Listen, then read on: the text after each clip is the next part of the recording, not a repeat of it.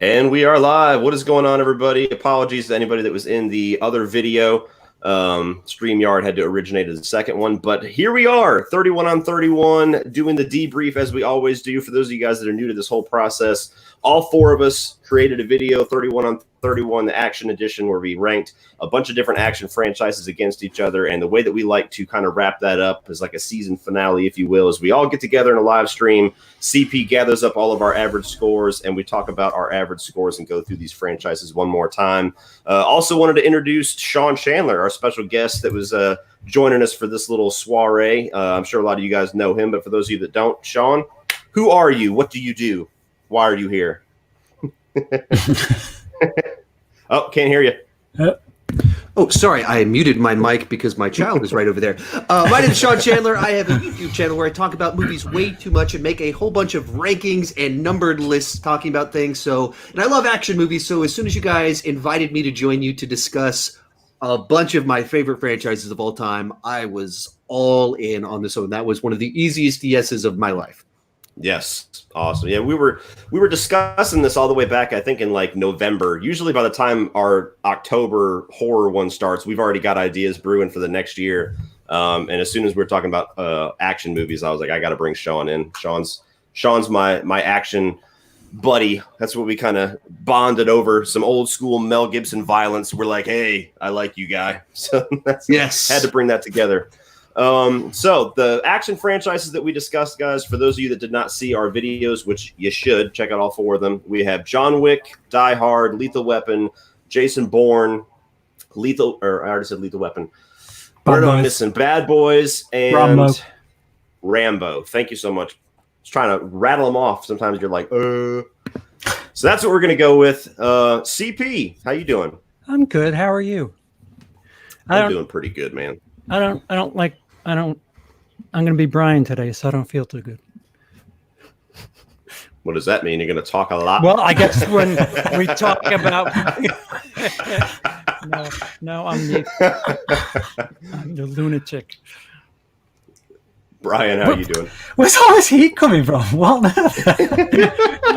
We'll get there. I'm either a blabbermouth or I'm a lunatic, or both.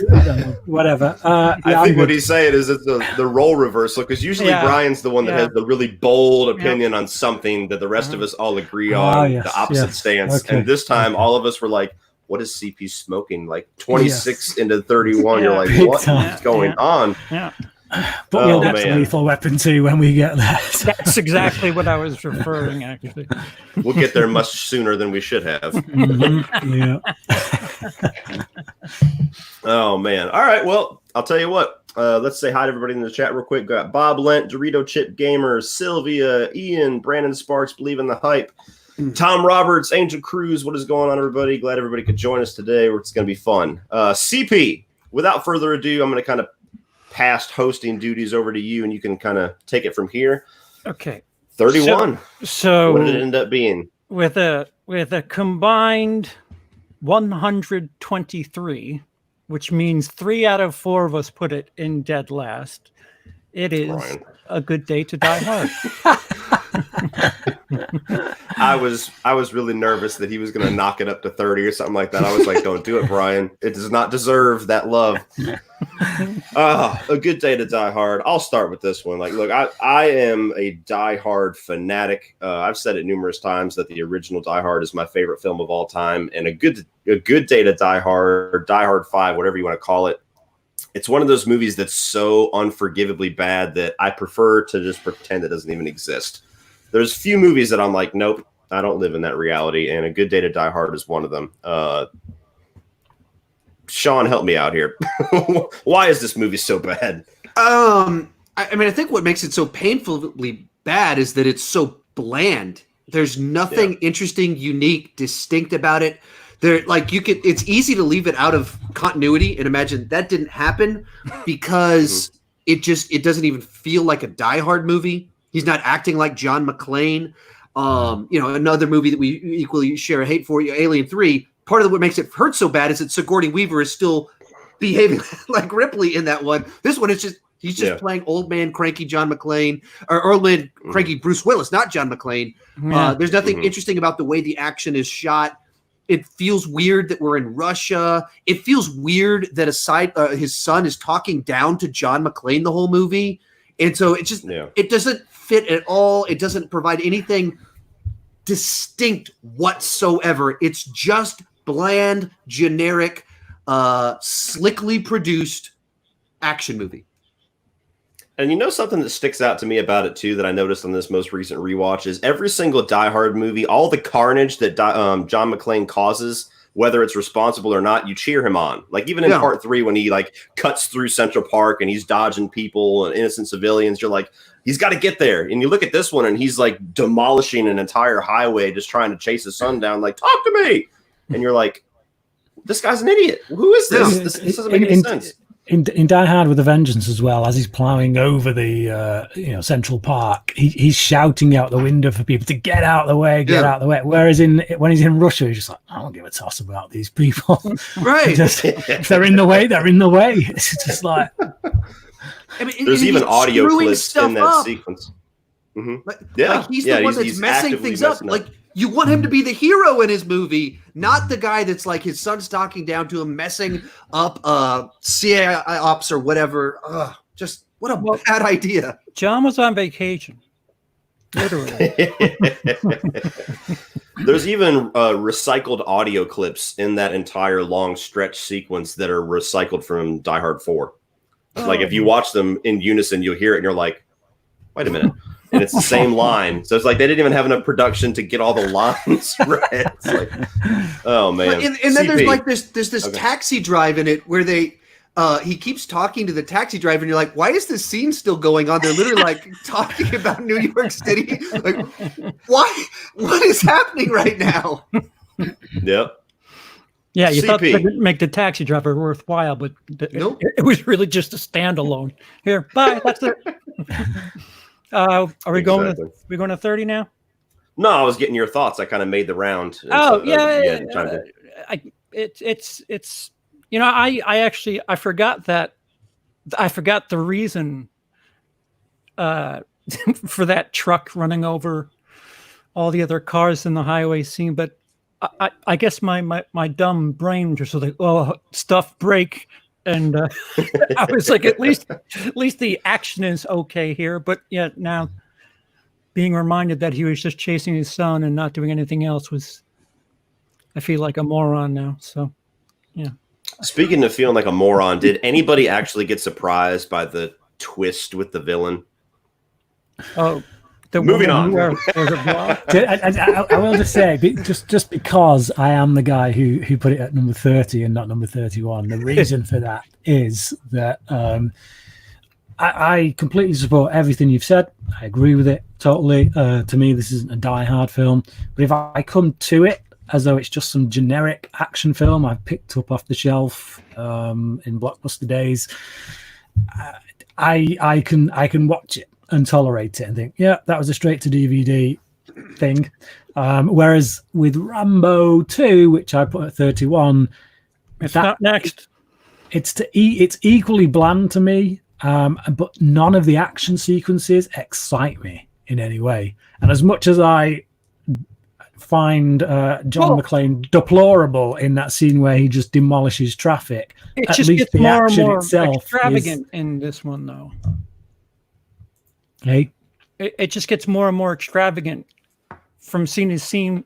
Like when they jump out of an old factory or whatever the hell. Yeah. So what I'm saying is, for a generic straight to DVD action film that isn't a Die Hard movie, I can say, all right, there's some decent action in there. That's it. But with Rambo 2, I wasn't excited by any of the action in it. So for an action movie, that's kind of a must, really. I hear you. Number 30. Two people had it at number 29. One person had it at 30. And Cody, you had it the highest at 28. And this is Mission Impossible 2. speed up all slow motion. I was like, what did I have so high? 5 minutes. Mission Impossible 2 is funny because when I was growing up, I really liked it. It just hit me at that right age where I was like, this is cool, flashy stuff. You know, that John Woo style of action was kind of making its way into the pop culture. You had Matrix and everything coming out around the same time. So all the slow-mo stuff was like, that was it. And I never understood why Mission Impossible 2 got so much hate until I rewatched it. And then I rewatched it and I went, my God, is everything in slow motion? Even they're just staring at each other. Move! And it's still a movie I have fun with. It's still a movie that I can watch, like kind of Brian's defense for A Good Day to Die Hard. I can throw in Mission Impossible 2 and be entertained by it. But I think Brian said it best. If you sped up all the slow-mo scenes, the movie would be 45 minutes long. Well, the plot doesn't really even kick in till like an hour and 15 minutes into it because they spend all this time on the love triangle. But the real plot of the movie is like him trying to save her, which is only the last 30 minutes. And so there's like no action for the first hour. It's all like slow-mo shots of them dancing and like longing for each other or whatever. And then it kicks into John Woo action movie for the last 30 minutes. So I think it's an attempt to make you care. Right. For this woman. Keyword. Attempt to make you care for this woman the way that Ethan Hunt does. But you just don't. Because you want action. It's an action film. I want to see them go on a mission and get into some action. So, yeah. And there's no real character development there. Yeah. It's that kind of, we'll just stare lovingly into each other's eyes and hope people buy that as character development. And it's not. So I'm not engrossed. I'm not involved in this woman at all. So, well, there's that scene where they're in the cars, like near a cliff, spinning. And they're just staring at each other like eyes on the road. Like, what is going on? It's like a parody of a John Woo movie. It's certain, like when that stuff's happening, like what? You kind of want two doves to be flying in the background on that bit. But it's just there's. The first time I ever watched Mission Impossible 2 was a rental, and I'd really enjoyed the first one. I thought we were onto a good start with a franchise here. And I watched the second one, and I turned it off and didn't watch the end of it. And I turned it off at the point where she gets off the boat and walks up the pier to the guy, and then the wind catches her scarf and it blows off, and he catches it in slow motion, and I'm like, "What the hell are we watching here? Why is this a tense moment? This guy catching her scarf in the wind in slow motion." I turned it off, and I was like, "No, not for me." And it was I only went back to it because when the third film came out, I thought that's a Mission Impossible film. That is awesome. And then Ghost Protocol, and I'm like, yes, okay, this is a franchise. And that's when I went back and watched the second one. And it's still rubbish, but I can kind of, in a guilty pleasure way, enjoy it. Yeah, this one was such a disappointment for me because, like, at the time John Woo was hired to direct it, I was massive into Hong Kong cinema. So I was watching A Better Tomorrow, The Killer, Hard Boiled, and then, Hard Target with, Van Damme, Broken Arrow. I was like, wait, we're going to follow up Mission Impossible with this guy joining in? Oh, man, this is like two things that I love. What a perfect combination. And then the soundtrack for it, when it's like, Metallica's going to write our theme song. And this is like peak Metallica. Everything about this is going to be awesome. And then it's an hour straight of slow-mo. Hours straight of slow-mo dancing and not caring about these people. And then our John Woo action movie started. And that last 30 minutes, I don't have really any complaints about once it actually kicks into gear, an hour and 15 minutes into it.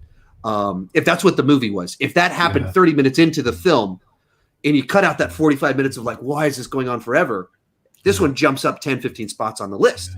But there is an hour straight of slow-mo scarves in the wind. I'm trying to remember if his rock climbing played into anything at the end. It plays into the end of Fallout, but I don't think they're pointing that out. Yeah. It played into Tom Cruise's salary, but that's about it. Because they does the motorcycle chase and then they crash into each other, but I don't think he actually rock climbs. Yeah. It's literally just like he's doing something Yeah. cool. Look how cool Tom Cruise is. The only thing that was missing was sunshades. He should have had sunshades on when he was climbing. Mm-hmm.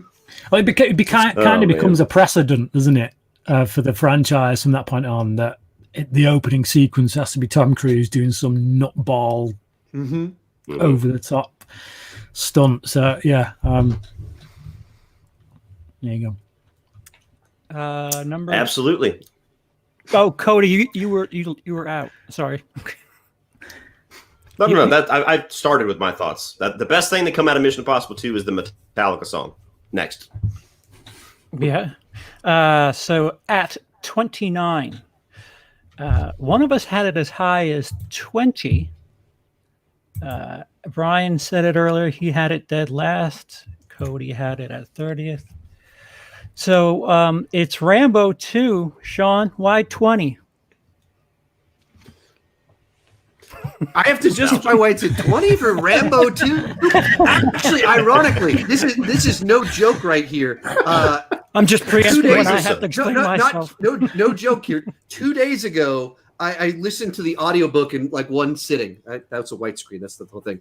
Literally just finished listening to the audiobook of Rambo 2. I mean, this is a 80s iconic classic of like peak ego Stallone doing his thing of let's over romanticize the Vietnam War in this weird sense, throw in a bunch of crazy 80s politics, blow a bunch of stuff up, monologues. I mean, cheesy, campy, product of its time, absolutely. But you also get some nice James Cameron action in there.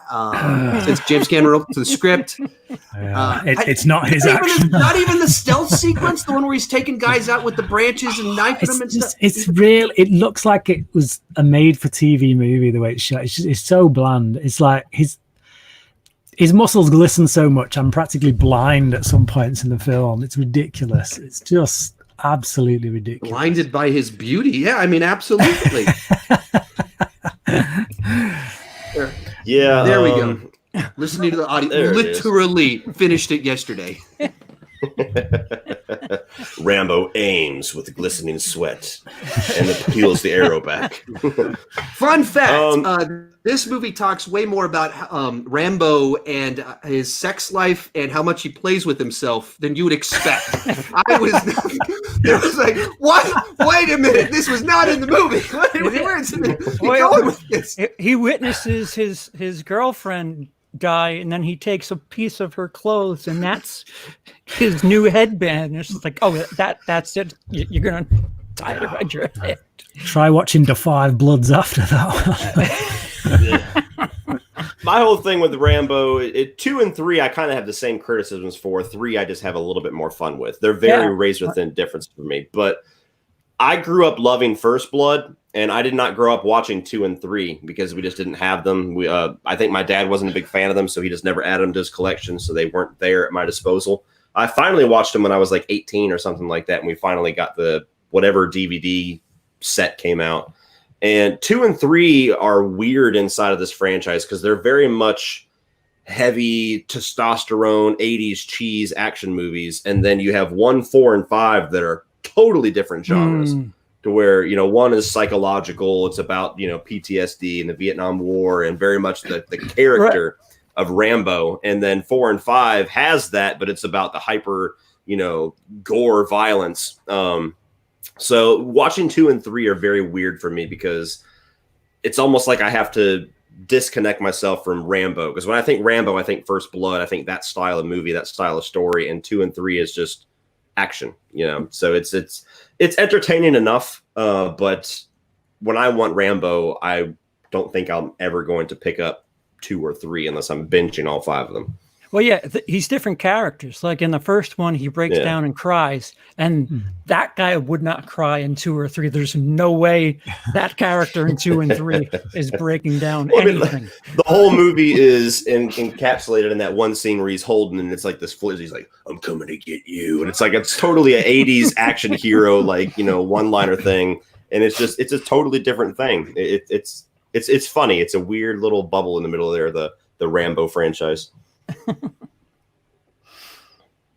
Did Next. Roll call? All right. So at 28, 31, 39. Yeah, 28.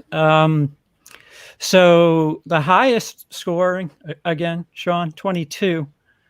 And then 26, 27, 28 from the rest of us. And that is Rambo 3.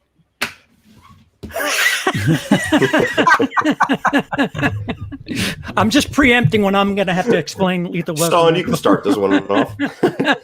How dare you? How dare all of you? You guys have turned on Stallone and the 80s in general. This is like, at the time it came out, it was the most expensive movie of all time. And this is like the no CGI. And so think of all of these gigantic shots of fields of people on horses with helicopters and explosions.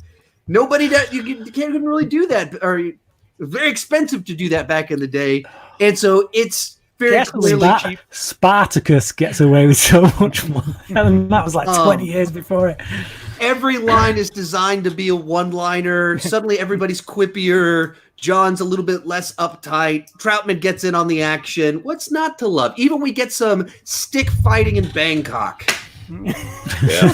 The stick fighting scene and the fact that Troutman gets to be kind of in the action is what tips it over Rambo 2 by a few points for me. I like the character. I like the fact that they kind of join together at the end.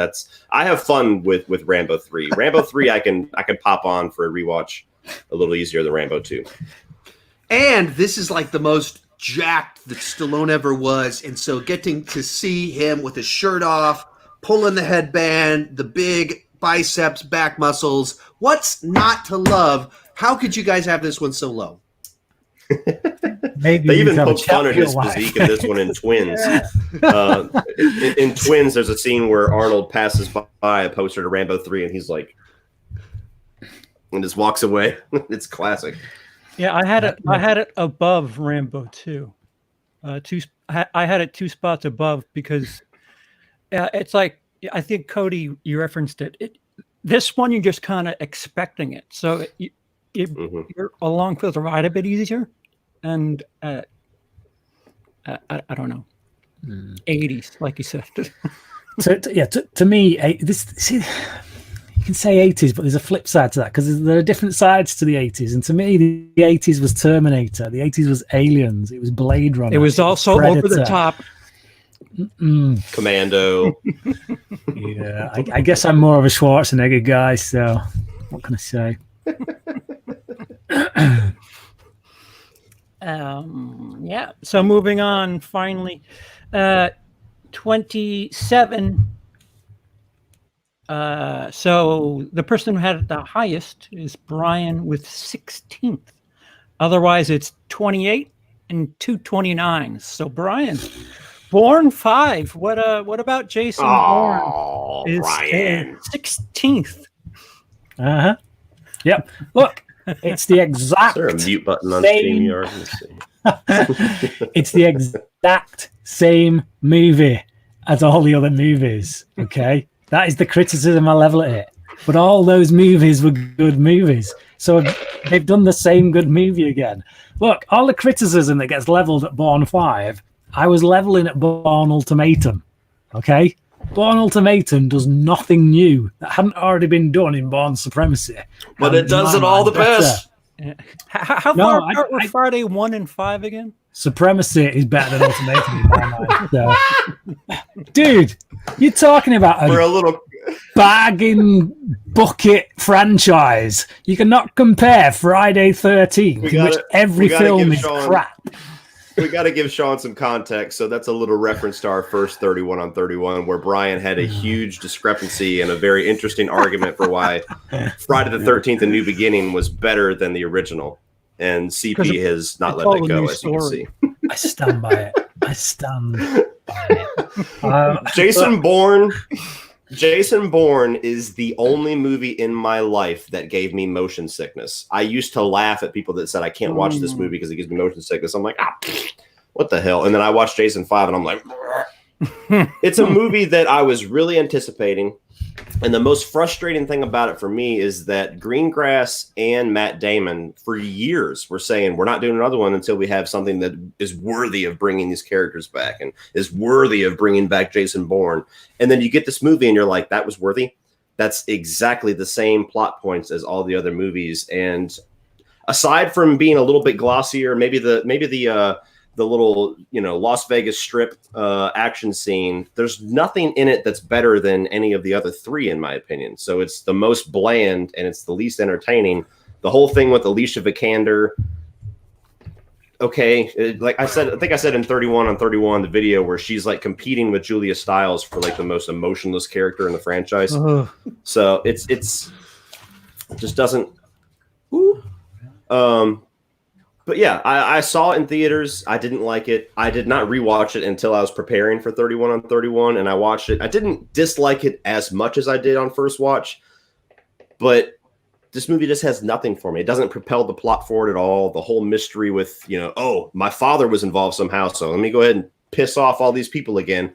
It just doesn't work for me. I think it's a movie that has no purpose to exist. That's my criticism against it. Well, I'm fine with it. I don't hate it or anything like that, but there's just no reason to watch it. It just kind of is more of the same.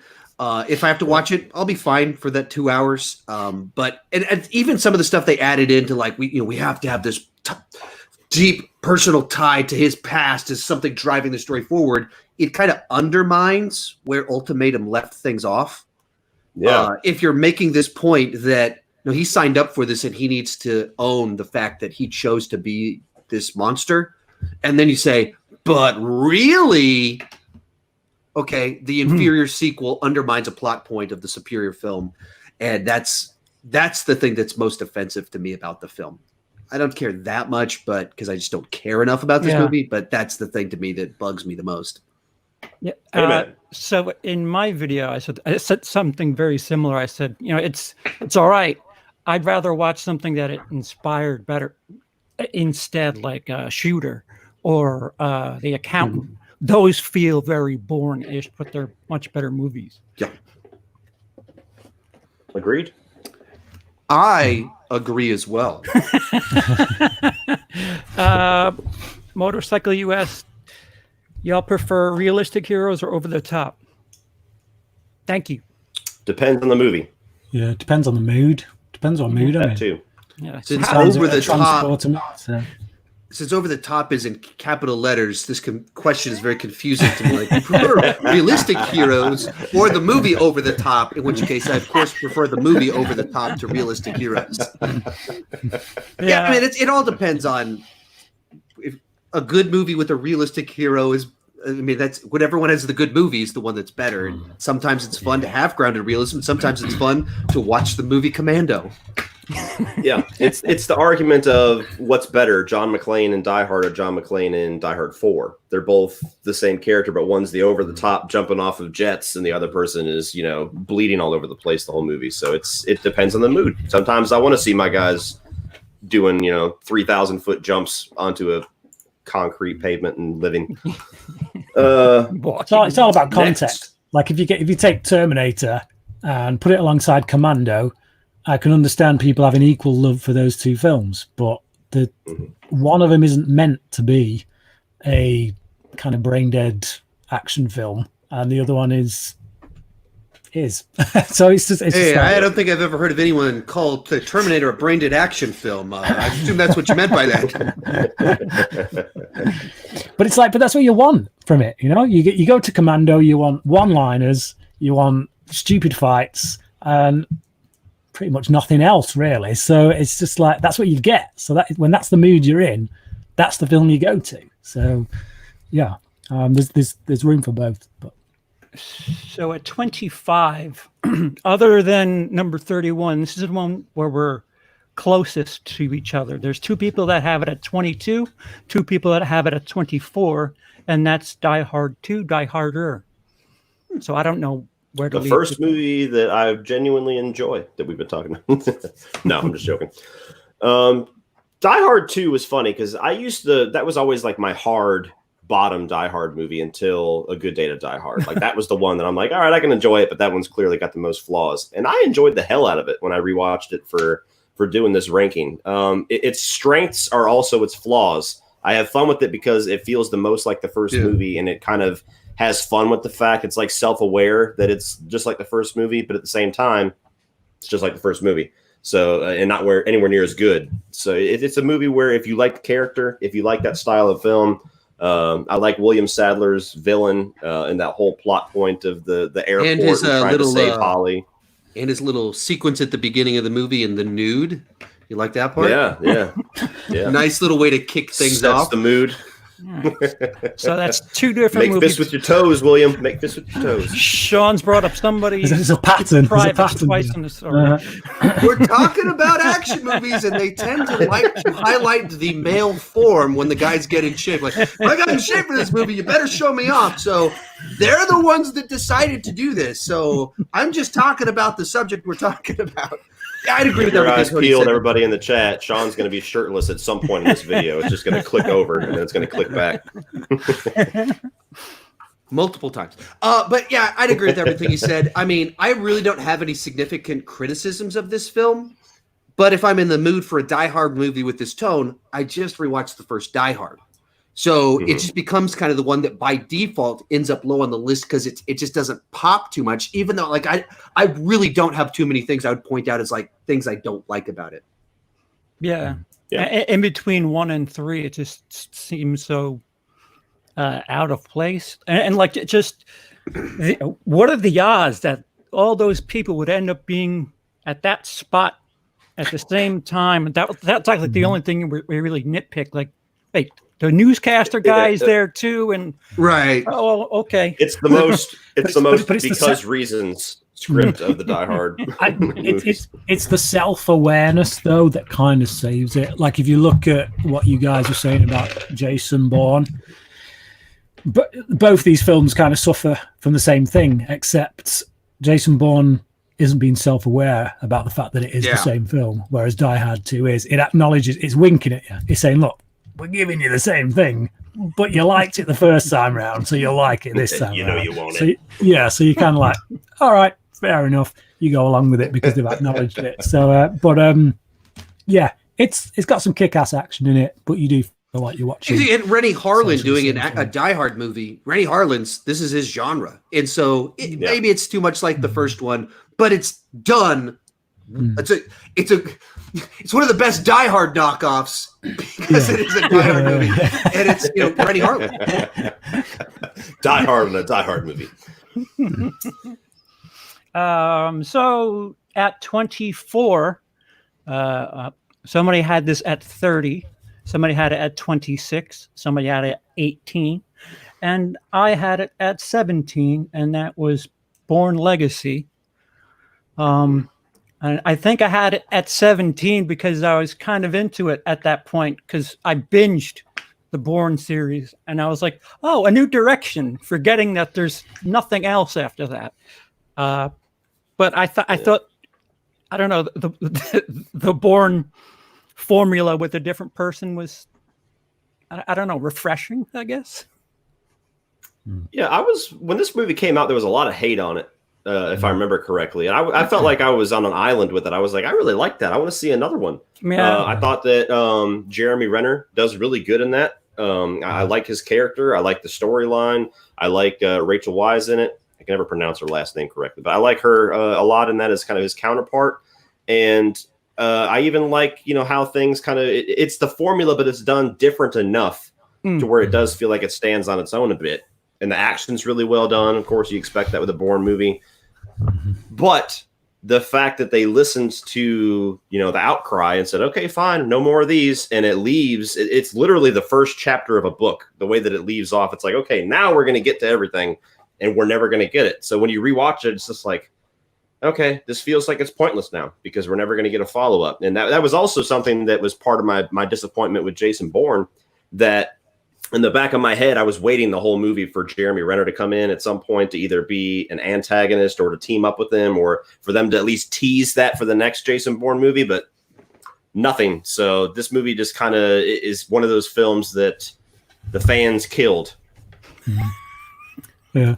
I feel like Tony Gilroy is the unsung hero of the Bourne franchise because he wrote the first four, and he was given the director's seat for Bourne Legacy, and I thought he did a really good job. And it's just like, oh no green grass, no Damon, we don't want it. And it's just like, I don't know, man. I don't like this movie. This is number 30 on my list. 30. Yeah. Yeah. So Smoking crack. You put Rambo I'll walk 2. you through it. I'll walk you through it, and then you'll agree. So first off, the basic premise of there's all these other guys out there, and that they would take them out. I'm down with it. That's interesting. However, then the movie goes into like an hour straight of Jeremy Renner talking about his medications and his medication cocktail. It's like an hour straight of like, where am I getting my medications? I'm getting the chills, man. I'm getting a fever. An hour straight of that. There's almost no action in the movie. Like the first action sequence is at the house 50 minutes into the film. Then there's another 15 minutes till the next action sequence in this Bourne movie. And we're talking about his pills. And then you get to the end of it and you want them to take out all these jerks that are trying to kill. Nope. He just got on a boat. Just ends. It's like, every time I watch it, it's like, yeah, now he's gonna go get him. And that's the whole thing, is that it feels like the next movie is where that's going to happen, and by default, the first movie would feel better. Yeah. But because there's nothing there, it literally feels like a book where somebody tore out like 2/3 of the chapters, and you're like, what the hell? Yeah, it feels like I don't know if they were trying to set up a franchise, and therefore I heard this phrase where someone described a lot of modern day blockbusters as kickoffs to franchises feeling like prequels to the sequel you really want. And that's what this one felt like, the prequel to the sequel that you really want. And that's to me where I was like, I think that's why they went so heavy with the medication, because I would have figured him losing his medication would have kicked off something in the next one, but. So it's even I wanted to like it more rewatching it, but both my wife and I were like, I don't think we like this one. And to be fair, I will say this is the only movie out of the 31 that I did not get a chance to rewatch right before I did the ranking. So I'm going off of the multiple times that I've seen it in the years previous. So it might have went down slightly. I still think that it was pretty underrated compared to all of the hate that it got. But my biggest thing is that the movie that I wanted hasn't come, and it never will. No. Motorcycle US dropped 5. Thank you. Brian, the bad of Bourne 2 described what happening as a movie. What? Brian, the bad of Bourne 2 described what happening as a movie. Remember that kind of very self. Thank you. Am I going blind, or there's? Yeah. It's very strange structure on your sentence there, buddy. We can't get to it. I'm sorry. Francisco. I think the bad guy was it? So the bad. Bring that back up. Where's it gone? All right. Brian, the bad. Yeah. The bad of Bourne 2 described what happening as a movie. Remember, that's kind of very self-aware. So is he saying that? Is he saying about the bad guy in Bourne 2 described? What happened? I'm not sure. That's why I was going on. I'm not sure what he's asking. Which one of these action heroes are you guys most like? I think Brian is the closest to John Wick. LOL. I agree with that. Attitude-wise, probably John McClane, because I'm not going to be doing any action sequences like John Wick or like Tom Cruise or anybody else. So I guess I don't know. That's a hard question to ask. I'm not an action hero. Sean, you got the male physique down pat. Which action hero are you most like? I think everyone would agree. I'm most like Rambo because I walk around my house with my shirt off, headband tied, covered in baby oil. Yeah. There you go. Glistening. I have the accidental Facebook FaceTime to prove that. Many of them. And that is a true story. I'd be Joe Pesci's character from Lethal Weapon. Yes, you would. CP gets. Moving on, CP. What do we got? So at 23, we did Bourne 4.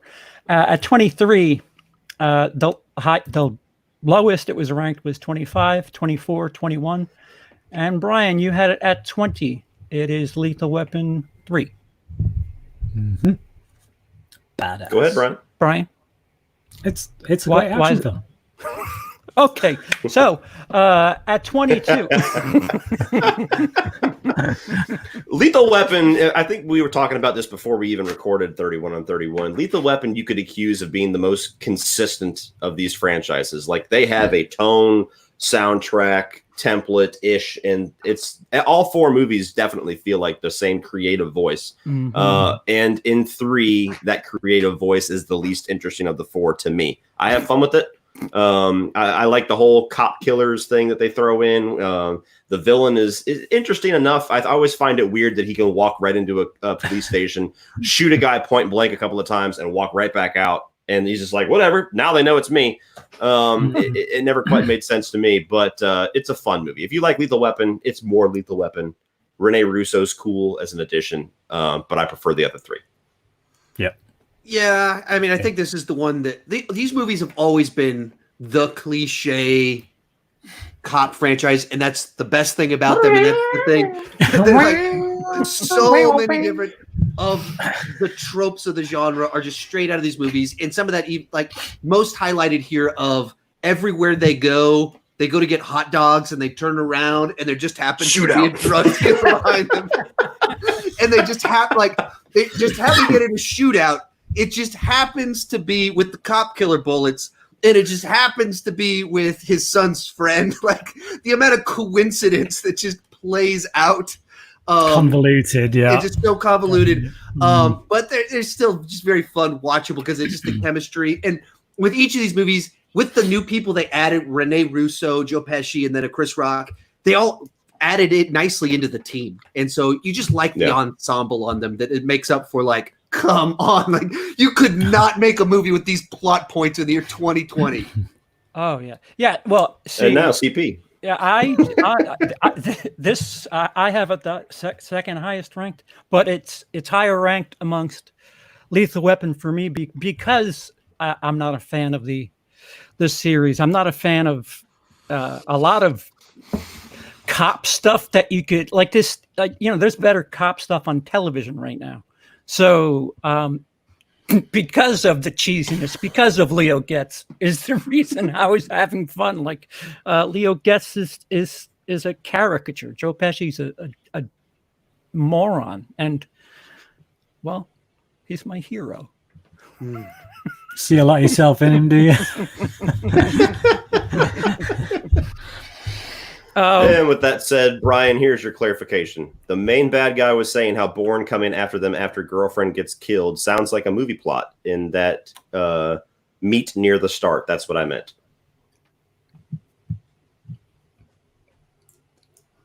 And with that being said, next. Okay.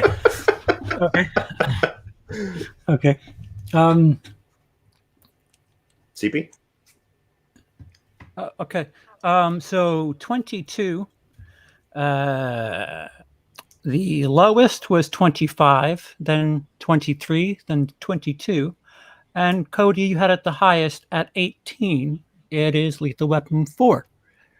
Yeah.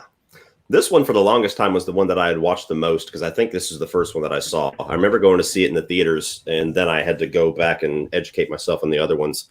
It came with a lot of DVD players. You were 8? Yeah.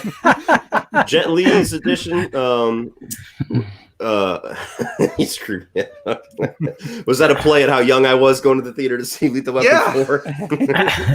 Well, I saw Industrial Dawn in the theater 2 years previous. So, Jet Li's edition, it knocks it up quite a few points for me. I think he's by far the best villain. And this was I think a lot of us Americans, this was our introduction to Jet Li.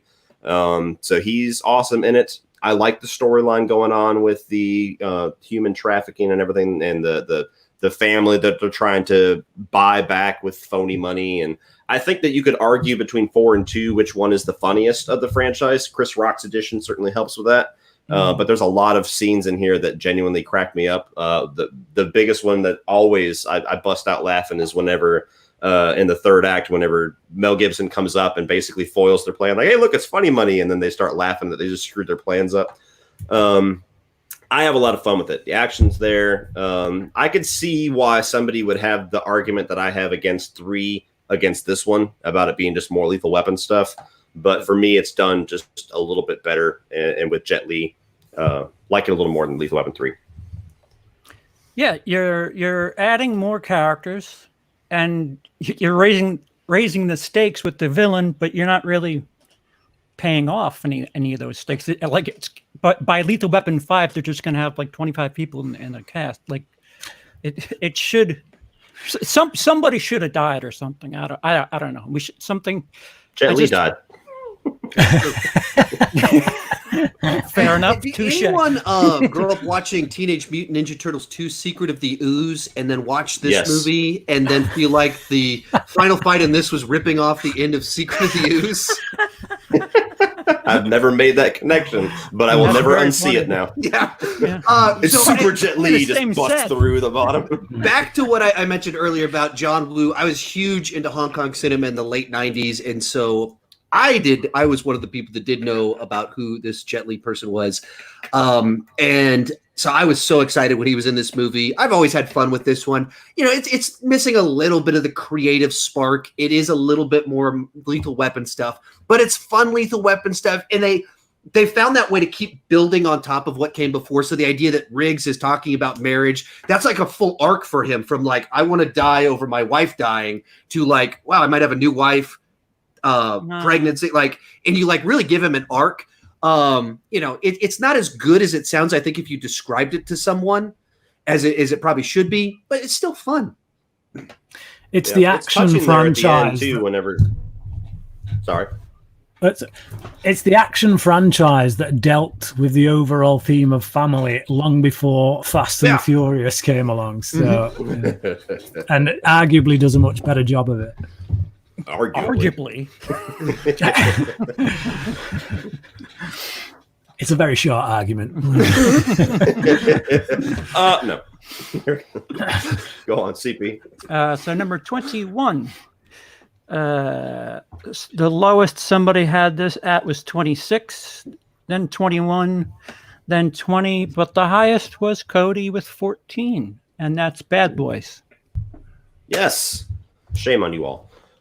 Bad Boys is one of those franchises that I grew up with. You know, it started in the 90s, so I was a kid. I've grown up with the Bad Boys movies. Little boy, going to see Lethal Weapon 4 at the cinema at 8 years old.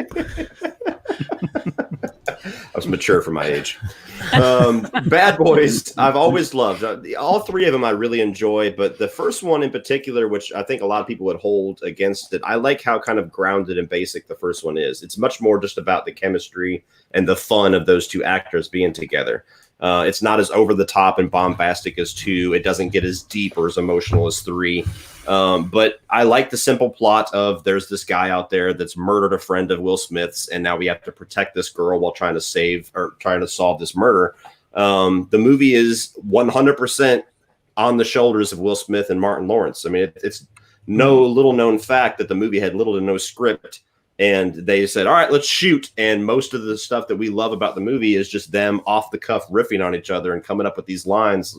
And I've always had a blast with it. Yeah, I knew you were going to say that. I've always had a blast with it. I love the Bad Boys movies, even the first one. So I think it's definitely a franchise that pays more to teenage boys. I think... maybe if you watched it as a teenage boy and you've got that nostalgia for it, then perhaps it does something for you. But I think it's overall the weakest franchise on the list. Maybe. Maybe Rambo. I think. I don't know. How dare you? How dare you? This is what I would have at the bottom. This is the one I'm least familiar with. This is the franchise I've watched the least. And kind of what Cody said of 2 so bombastic and 3 add some depth to it, to where this is the one for me that's the weakest of the Bad Boys movies. And I don't dislike it or anything like that. It's fine. My wife really likes Téa Leoni, so whenever I put on this movie, it's fine. But just there's a lot of like hanging around his apartment and like talking about which one of them Love is which. That though, And swapping places. That's hilarious. It's just it does make a big impact on me. I want to know a lot about his salary because he's driving around a Porsche and then an even more expensive. He got an inheritance. He has an It's inheritance. He's plot point in the first 2 movies. Oh, did they say that? Right. See. Yeah, remember that? Like, I ain't got no trust fund, Mike. You don't remember those lines? No. He's the playboy playing cop. You didn't even watch the movie. See, I just pointed a hole in your entire list. That's why your list is so insane, because you watched what are you talking Mission Impossible about? and you watched. Yeah. I watched Bad Wick. I know the series. Mission Lethal Bad Wick. So number 20. The lowest was 24, 23, 19, and highest was 13. Sean, that's Mission Impossible 1. I had that the highest. Yep. Well, you guys had it awfully low. I mean, I think it. I'm gonna say it's like self-explanatory. It's the least action movie on this list. It's very much more espionage film. Our hero never shoots a gun in it, and I think there's only a couple of gunshots in the whole thing. And it's. Well, I don't want to say I don't want to explain who it is because it's a spoiler, and just in case anyone hasn't seen it. But the hero doesn't do that. I mean, you do have the train, and you have some explosions here and there, but it's much more about sneaking around. This one came out when I was like in high school, and so it's one of those formative films for me that I've always enjoyed this film. It's really Why do you guys hate it so much? I like the first Mission Impossible film. It is actually a film I would give a 4-star rating. It's just the second weakest of the Mission Impossible franchise for me, but it's very good, very solid, but there's just one thing about it that really brings it down, and it's that whole reveal with the Bible thing where Ethan Hunt makes the connection, where even now I watch it and I can't quite understand what connection it is he's made and how he's made it. It doesn't really make much sense, but it's a very confusing visual that they give you, because it's almost like it's giving it to you in a sense that most movies are revealing the truth to you, but then they turn around and reveal it in another way, and you're like, wait, what? And then it takes you a few minutes to realize that he's putting all these scenarios in his head. And I have the same criticism for it. Every time I watch it, that's like, it's a little weird the way you handled that one. Especially for somebody that grew up with the TV series, that reveal is like sacrilege. So that's something you really have to nail in this movie if you're going to get those people on board. But yeah, I enjoy this film. Like Sean said, it's the least action movie of all of them by a landslide at this point. And what I always talk about when I talk about the original Mission Impossible, I have a lot of nostalgia for the N64 video game.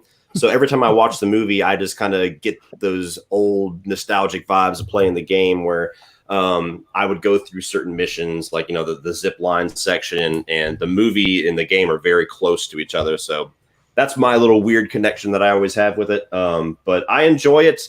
I always find it weird that all the team gets murdered in the first 15 minutes. I was always a big Emilio Estevez fan with like Mighty Ducks and Judgment Night and everything. So it always hurt when I was a kid when I would watch it and Emilio's taken out in the elevator in the first 10 minutes. I'm like, no. But yeah, it's a good time.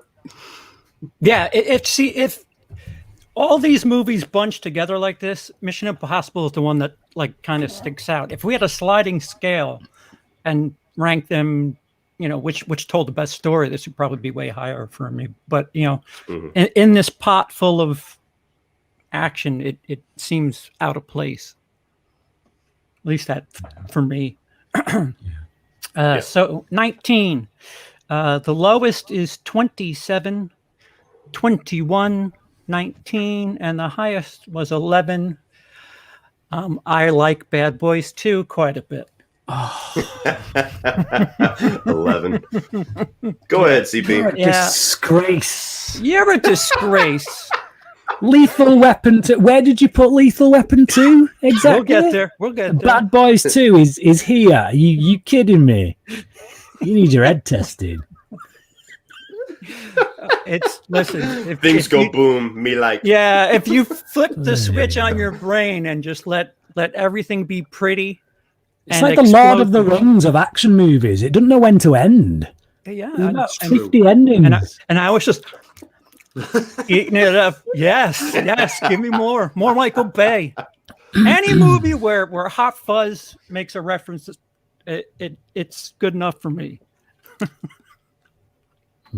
I enjoyed this film a lot. I've always liked it.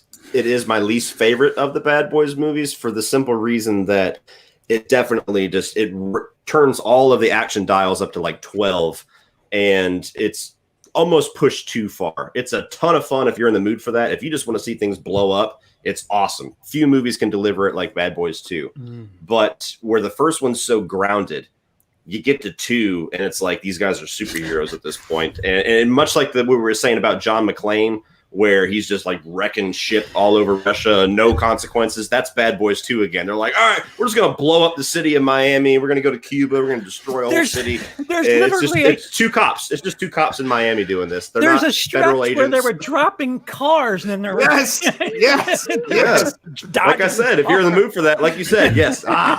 Give me more. You just think of movies where like Michael Bay when he had power, Will Smith when he was the king of the world, and it's not a CGI blockbuster. It's them actually throwing cars, actually blowing up mansions, and then being like, sure, Michael Bay, you want a crane shot for that? Okay, yeah, absolutely.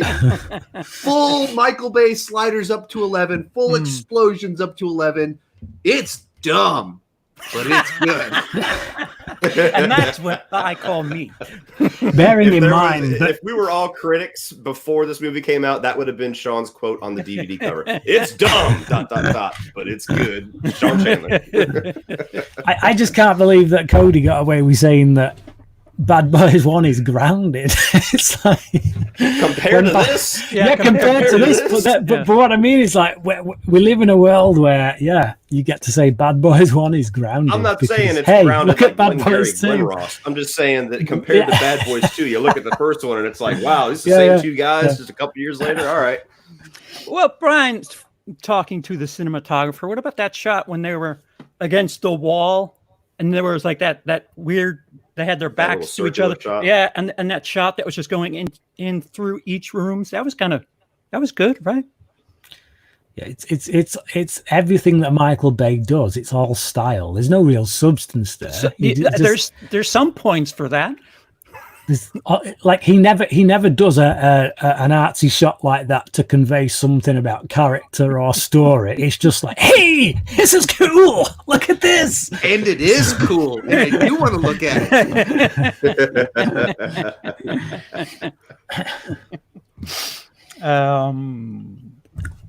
Where were we? Okay, so number 18. The lowest was 25. The next lowest was 19.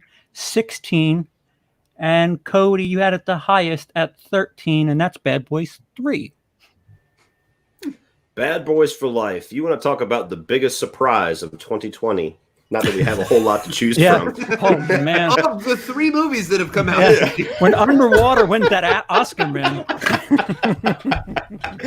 I'm telling you, it's going to be up there. It's between that and Invisible Man. They're walking away with the trophy. Bad Boys for Life, man. Like, look, when I started this year knowing that my birthday movie was going to be a Bad Boys movie, that is not a good sign. Like, unfortunately, when you have a January birthday, you don't want a franchise you love to be your birthday film. So this movie's been through development hell for like a decade now, really heavily in the past 3 or 4 years, where you have like Joe Carnahan coming in to write it and direct it, and then they throw him out completely. Then you have the January release date. The trailers didn't really do anything for me. It just looked like generic Bad Boys stuff. And you have that whole stigma now where it's like, is it too late to go back to this? Is it going to be stupid watching a overweight Martin Lawrence walking around with Will Smith, who is just kind of not the action star that he was anymore? This movie had every reason to suck, and it was the best of the 3, in my opinion. I'm like, I sat there in shock in the theater, like, was that really that good? Like, no. I went to go see it and walked out, and some of my friends were there, and ran into some critic friends I only know from Twitter. And I'm the action movie guy of all these people, the one that's like by default, the one that's most likely to like the film. And I'm like, all right, I'm not gonna say anything because I don't want to run too far out of limb, but I actually really dug that. I thought that was actually pretty good. And I was just waiting to see everyone else like just crap on it. And they're like, that was actually a good Bad Boys movie. I was like, okay, that's not just my biases and all of this. And, yeah, me too. I totally dug it too. But yeah, I thought it was the best of the bunch, had the most heart. It's not by any means grounded like the first Bad Boys, but it's not so over the top like the second one where it feels like it's not ending. It just balances all of the good things about 1 and 2 in a solid movie, and like these twists and turns that maybe shouldn't work, or like if they'd leaked early, you might hear it and go like, oh, that's going to be terrible. But then it works in the movie as you watch it.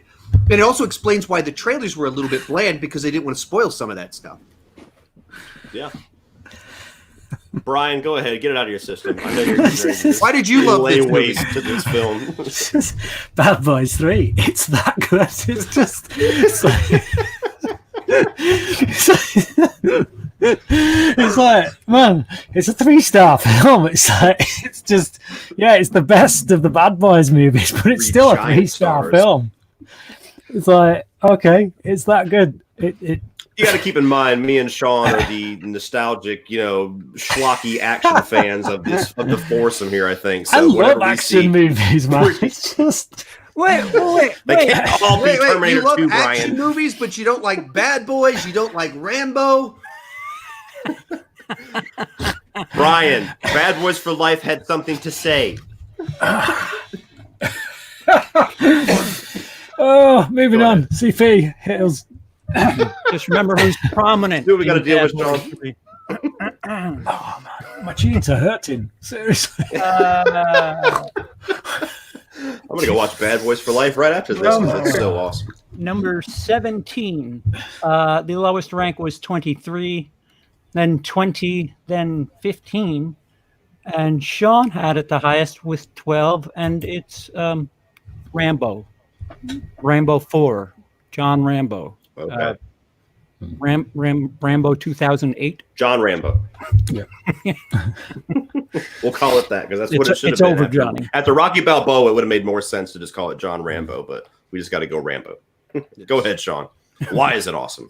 I mean, it's the one that it has the carnage and the action of 2 and 3, but without the romanticism and without the 80s cheese. I mean, it's like war is hell. We're going to see the brutality of this. And it's still exciting while at the same time being grotesque in other ways. Yeah.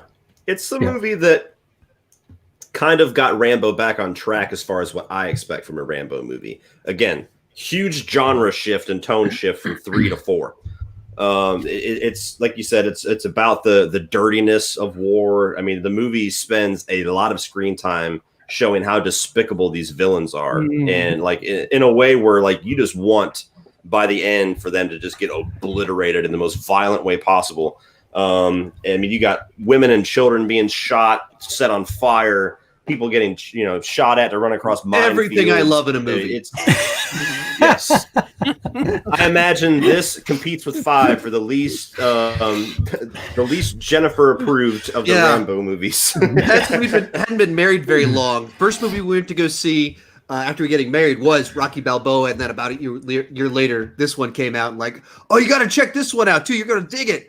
And then it's Sean quickly found out his wife's taste in movies that day.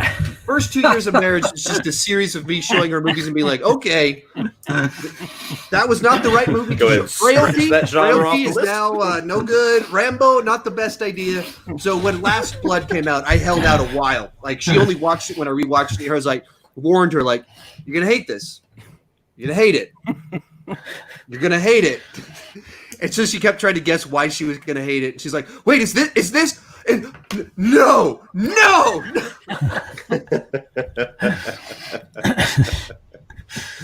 Oh, man. But I like this one. It's not like, it doesn't have a ton of story. It's just some naive missionaries are coming into this war-torn land thinking that they're going to make a difference. You have it's the nihilistic... in the jungle.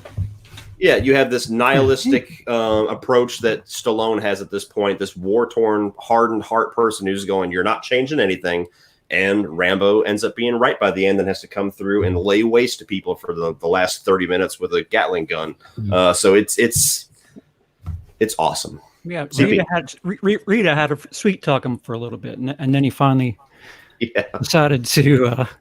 That's all I think when I see her is Rita from Dexter. But Same. yeah, pretty gory. Like for the 80s, it was explosions and extravagance. In Rambo, it felt like you knew Saw was popular at the time because it was just like wow. We're gonna leave that in, huh? All right, so corn syrup this time, not explosives. But yeah, it was a rather considering you came from 2 and 3, it was more my taste, I would say. Yes, it kind of wants to have its cake and eat it, really, because it knows that it can't get away with doing Rambo 2 and 3 again. That just doesn't. You can't do that in today's world, but it kind of wants to. So it gives you a serious message about war being hell and all that lot, but then says, let's blood and guts. Let's just go overboard at the top. Yeah. He tried doing Rocky 1976 again with Rocky Balboa. So why not try old school Rambo with the Rambo with the tongues tied? All right, so at number 16, the lowest this was ranked was 18, 17, 15, and I had it at 12, and that's John Wick 3. And I think that's my lowest ranked John Wick 3. Well, it is the lowest ranked John Wick of the bunch.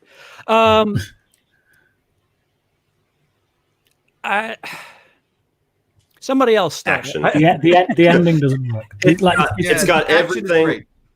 Yes, it has arguably the best action sequences of the 3 between 2 and 3. I mean, it's a tall order to say it's as good or better than 2, but it gets pretty close if it doesn't succeed. I mean, the first 35 minutes of the movie is like just one extended action sequence. They get this library fight, then we're on motorcycles, then we got horses. I mean, you don't even take a breath when you watch the movie for the first time until like a half an hour in. But then it goes for this weird turn in the middle of the movie where we have to go all the way to the desert to get this trinket, to get back into the League of Assassins, if you will. I got to cut my finger off. Okay, just go kill Ian McShane and you're good. Sounds good. Gets there, immediately goes back on it. It's like, well, why the hell did you go through all of that just to end up with Ian McShane taking all these people on? You could have just walked into his door and be like, all right, bro, we got to wait for him to get here. Then you get to the end of the movie, like Brian was alluding to, and there's this weird double cross, maybe triple cross. We'll see in the next movie that doesn't quite land. John Wick, talking about not landing, falls off of like a 50-story building and just is cool. It's one of them moments where you know that in the sequel they're gonna have it that Ian McShane was he planned that. Planned it. He knew that John Wick could survive, but it was the only thing he could do to make it look like they were against each other. And it's just like, I'm sorry, bud, but even though you're wearing that bulletproof suit thing, whatever it is you got on, there's no way in hell that anyone could predict that you would survive that kind of fall, because your back would be broken after hitting that flipping stair thing, whatever it was. Anyway, it was just it was too much of a they were going for that twist, they were going for that intrigue, and it just didn't quite work. Like the first film had a really solid payoff where they didn't have to come back and make a sequel. The second one had a really good payoff because it was simple. It was just, look, if we come back for another one, you've got the whole world against you. But that's it. There was no convoluted, and this one they tried to go a bit more complex and complicated, and it just comes off as silly, a bit stupid. You gotta make the audience buy it, and I just don't buy it. I don't buy whatever the double cross, triple cross, whatever it is that's going on there. I don't buy it. Whatever they come back to us with in part 4, however they play that out, I'm not going to buy it. Yeah, that's what was frustrating for me because the movie set up villains that I wanted to see defeated in this movie, and then you get to the end of it and you're like, just kidding.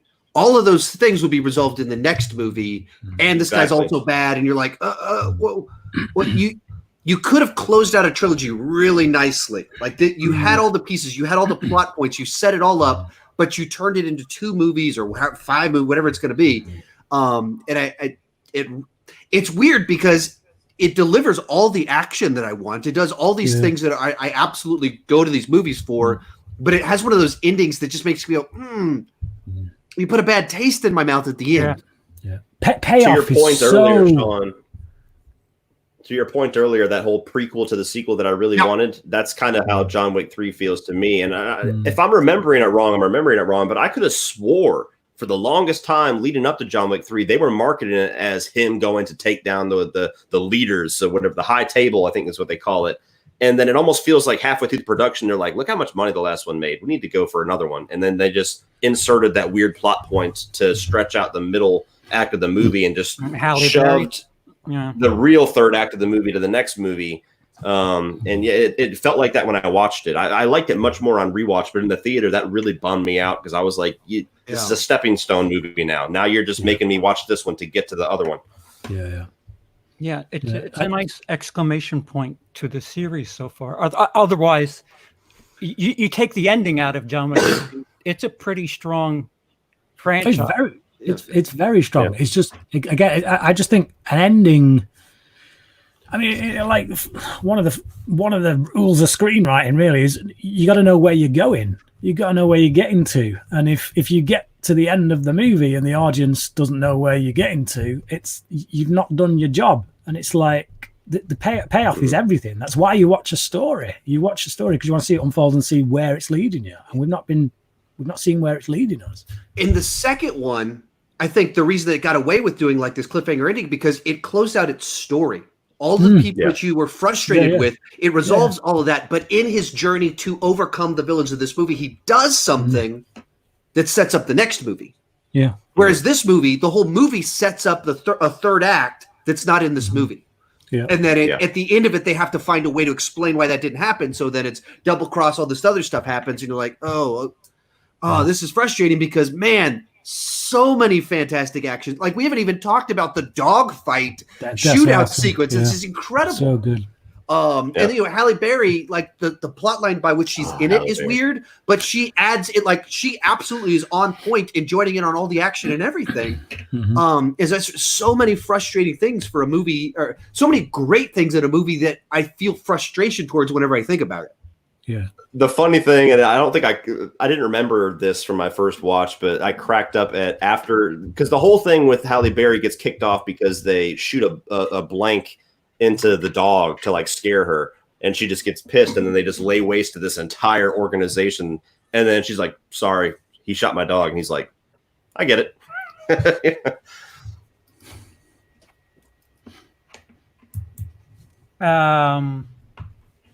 Yeah.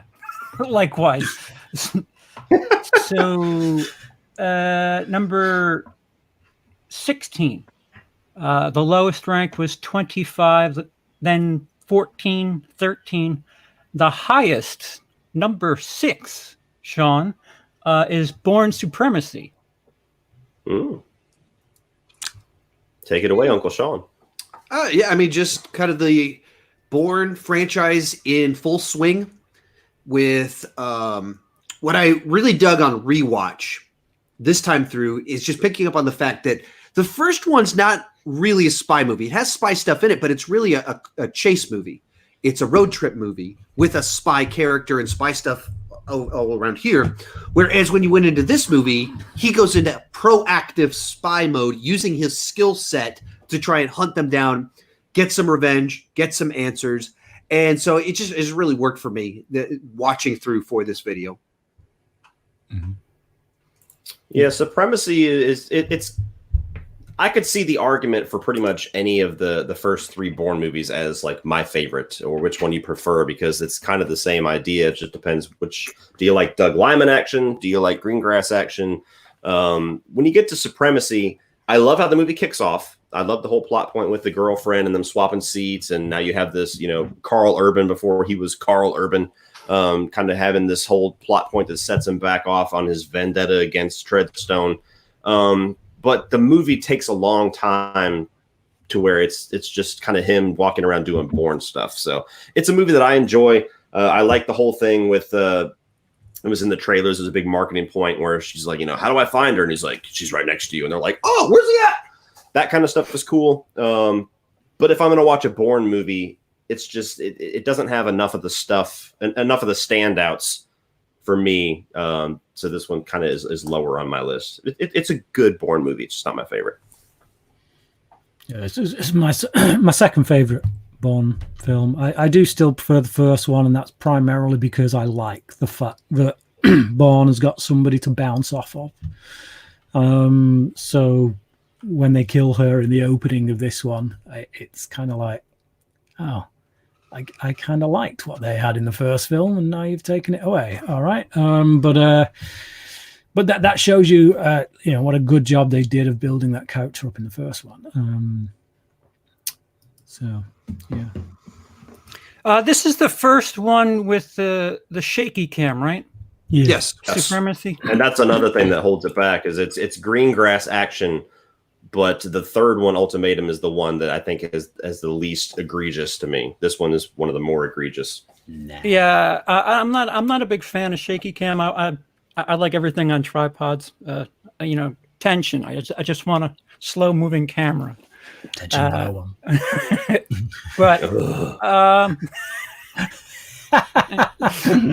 But yeah,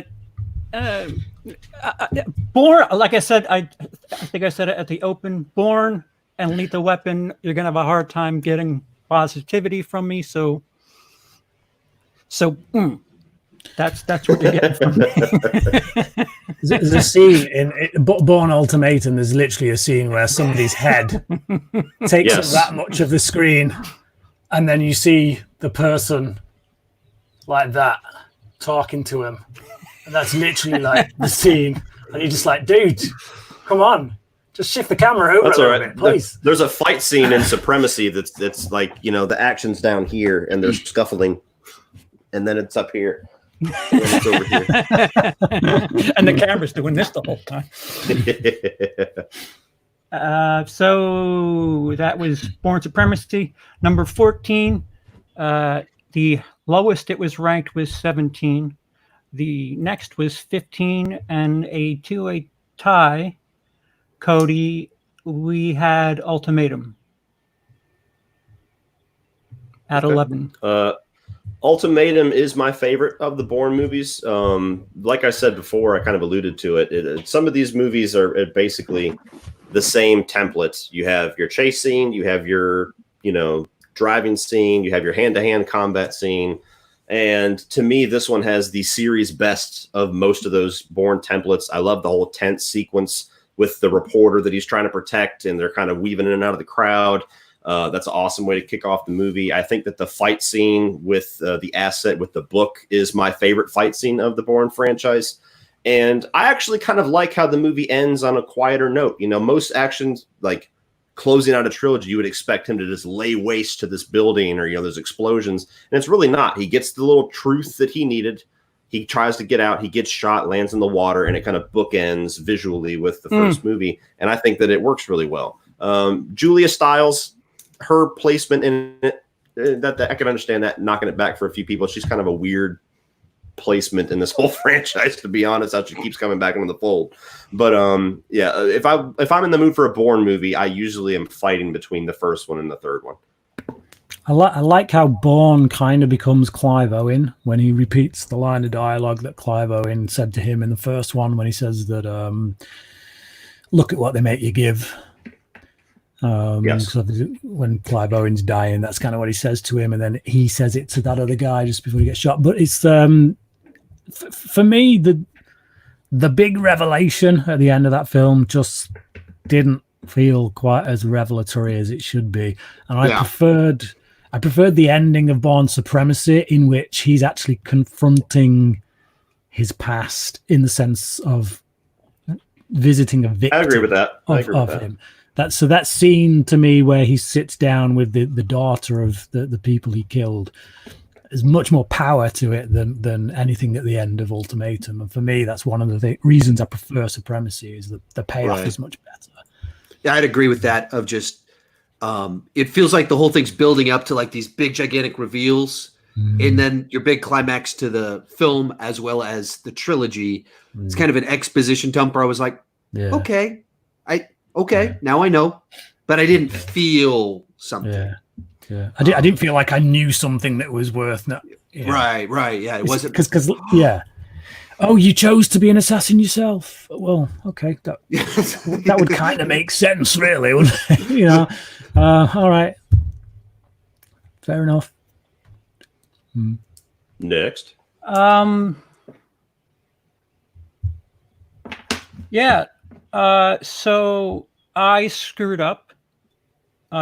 When we were talking about, I think we might have skipped it at 26. My apologies. Was Rambo Last Blood? I was wondering about that. Yeah. I was like, there's no chance I was like, this is it movie- really that high? How did you guys all have this at number one? Because the score I gave this one, there's no chance it's this high. Yeah, I'm on new meds, so I'm It's all good, man. It's all good. All right, so Rambo Last Blood at 26. Right. When you said Rambo 4, that's when it tipped me off. I was like, did this really beat? Like, yeah, wait a minute. and Rambo 4. Rambo How 4 many of you is guys 17. prefer Last Blood to Rambo? So Rambo Last Blood. First of all, I'm going to say, everybody watching, if you have not seen it, go to the Amazon Prime extended cut. Why it's only on Amazon Prime, we will never know. But it fleshes out the movie a little bit better. It's amazing what an extra 10 minutes can do. But Rambo Last Blood, it goes for the revenge flick style. I think you could easily make the argument that it's much more of a Stallone revenge flick than it is a Rambo flick. That argument fades a little bit with that opening 10 minutes, but it's a movie that gives me what I would want from a movie where Stallone or Rambo is in his old age. He's taking care of his family. He has this surrogate daughter. They really do tug on your heartstrings with their relationship and how dark her fate goes in the movie. And Rambo gets torn up pretty bad, and you have this whole thing with the Mexican cartel, which was very controversial with the political climate. But if you just view them as bad guys in the movie because they're doing bad stuff, I think it's very easy to get through it. But the third act of Rambo Last Blood, when I rewatched it at home, I didn't remember it being as bloody and as violent as it was. But my God, just like with Rambo 4, they set up these villains that you just hate because of what has happened. You want to see Rambo get revenge on every last one of them, as violent and as slow as possible. And when he sets up this whole little Home Alone, rated R trap, be quiet, Brian. We had this whole Home Alone rated R trap where he's just gonna let them come in and be their own device to his revenge. It is pure, unadulterated, gory awesomeness where he's just laying waste to this entire cartel, and it's satisfying as hell for me. So I have a good time with it. Story-wise, a movie that we've seen 100 times. I could easily say it's not the most Rambo of the Rambo movies, but for a violent little Stallone revenge flick, I enjoy it.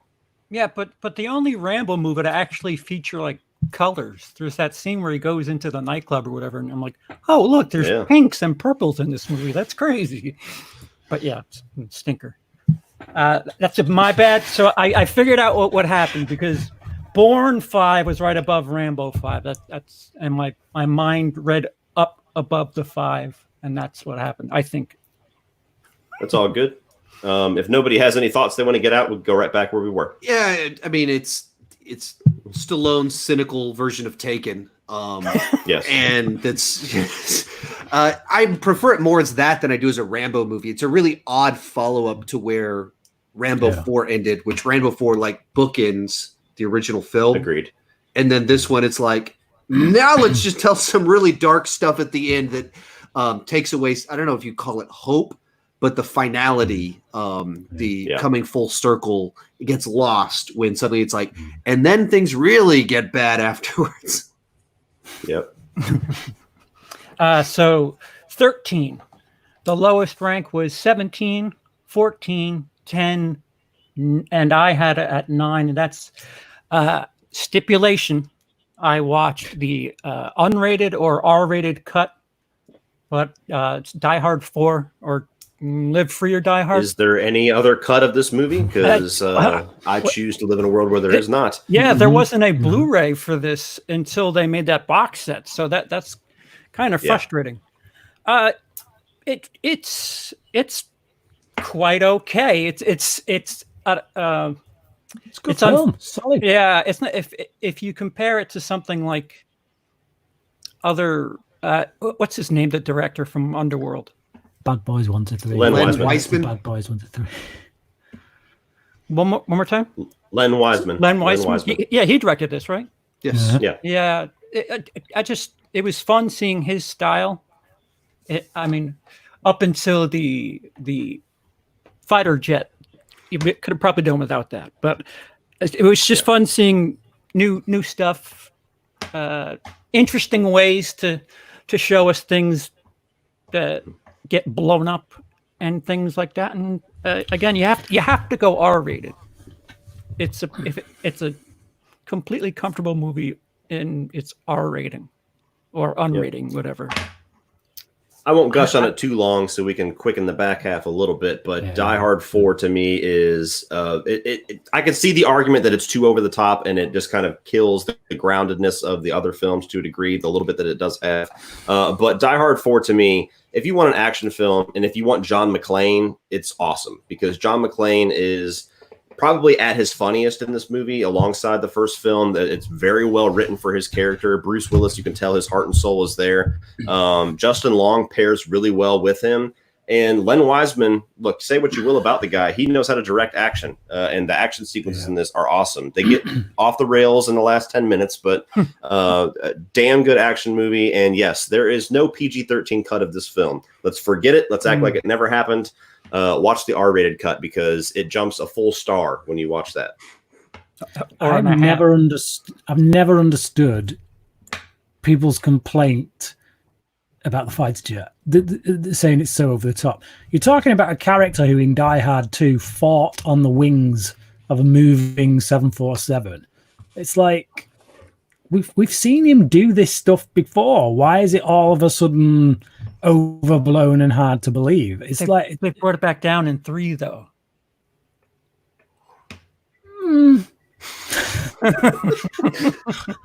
It's just no. I've never bought it. Some of the stuff he's done in his mortality. His mortality is not really tested in the fourth film, where in the other ones he gets bloodied up pretty good. Even when he jumps onto the ship in 3, he gets cut up and He's driving the truck, and then there's a fighter jet shooting the truck. I don't know what type of material those trucks are made of. It's the same material that jumps a car into a helicopter. I mean, he falls down shafts. I mean, he's pretty indestructible in this film. They're made of the same material. Indestructible. I mean, I enjoyed the chaos, the insanity. I can see why it's played a lot glossier. It doesn't try to even have him be like his feet are cut up. It's just like, hey, I'm doing the job. Yeah, sometimes my semi-truck gets shot by a jet plane. I got to jump on the wing.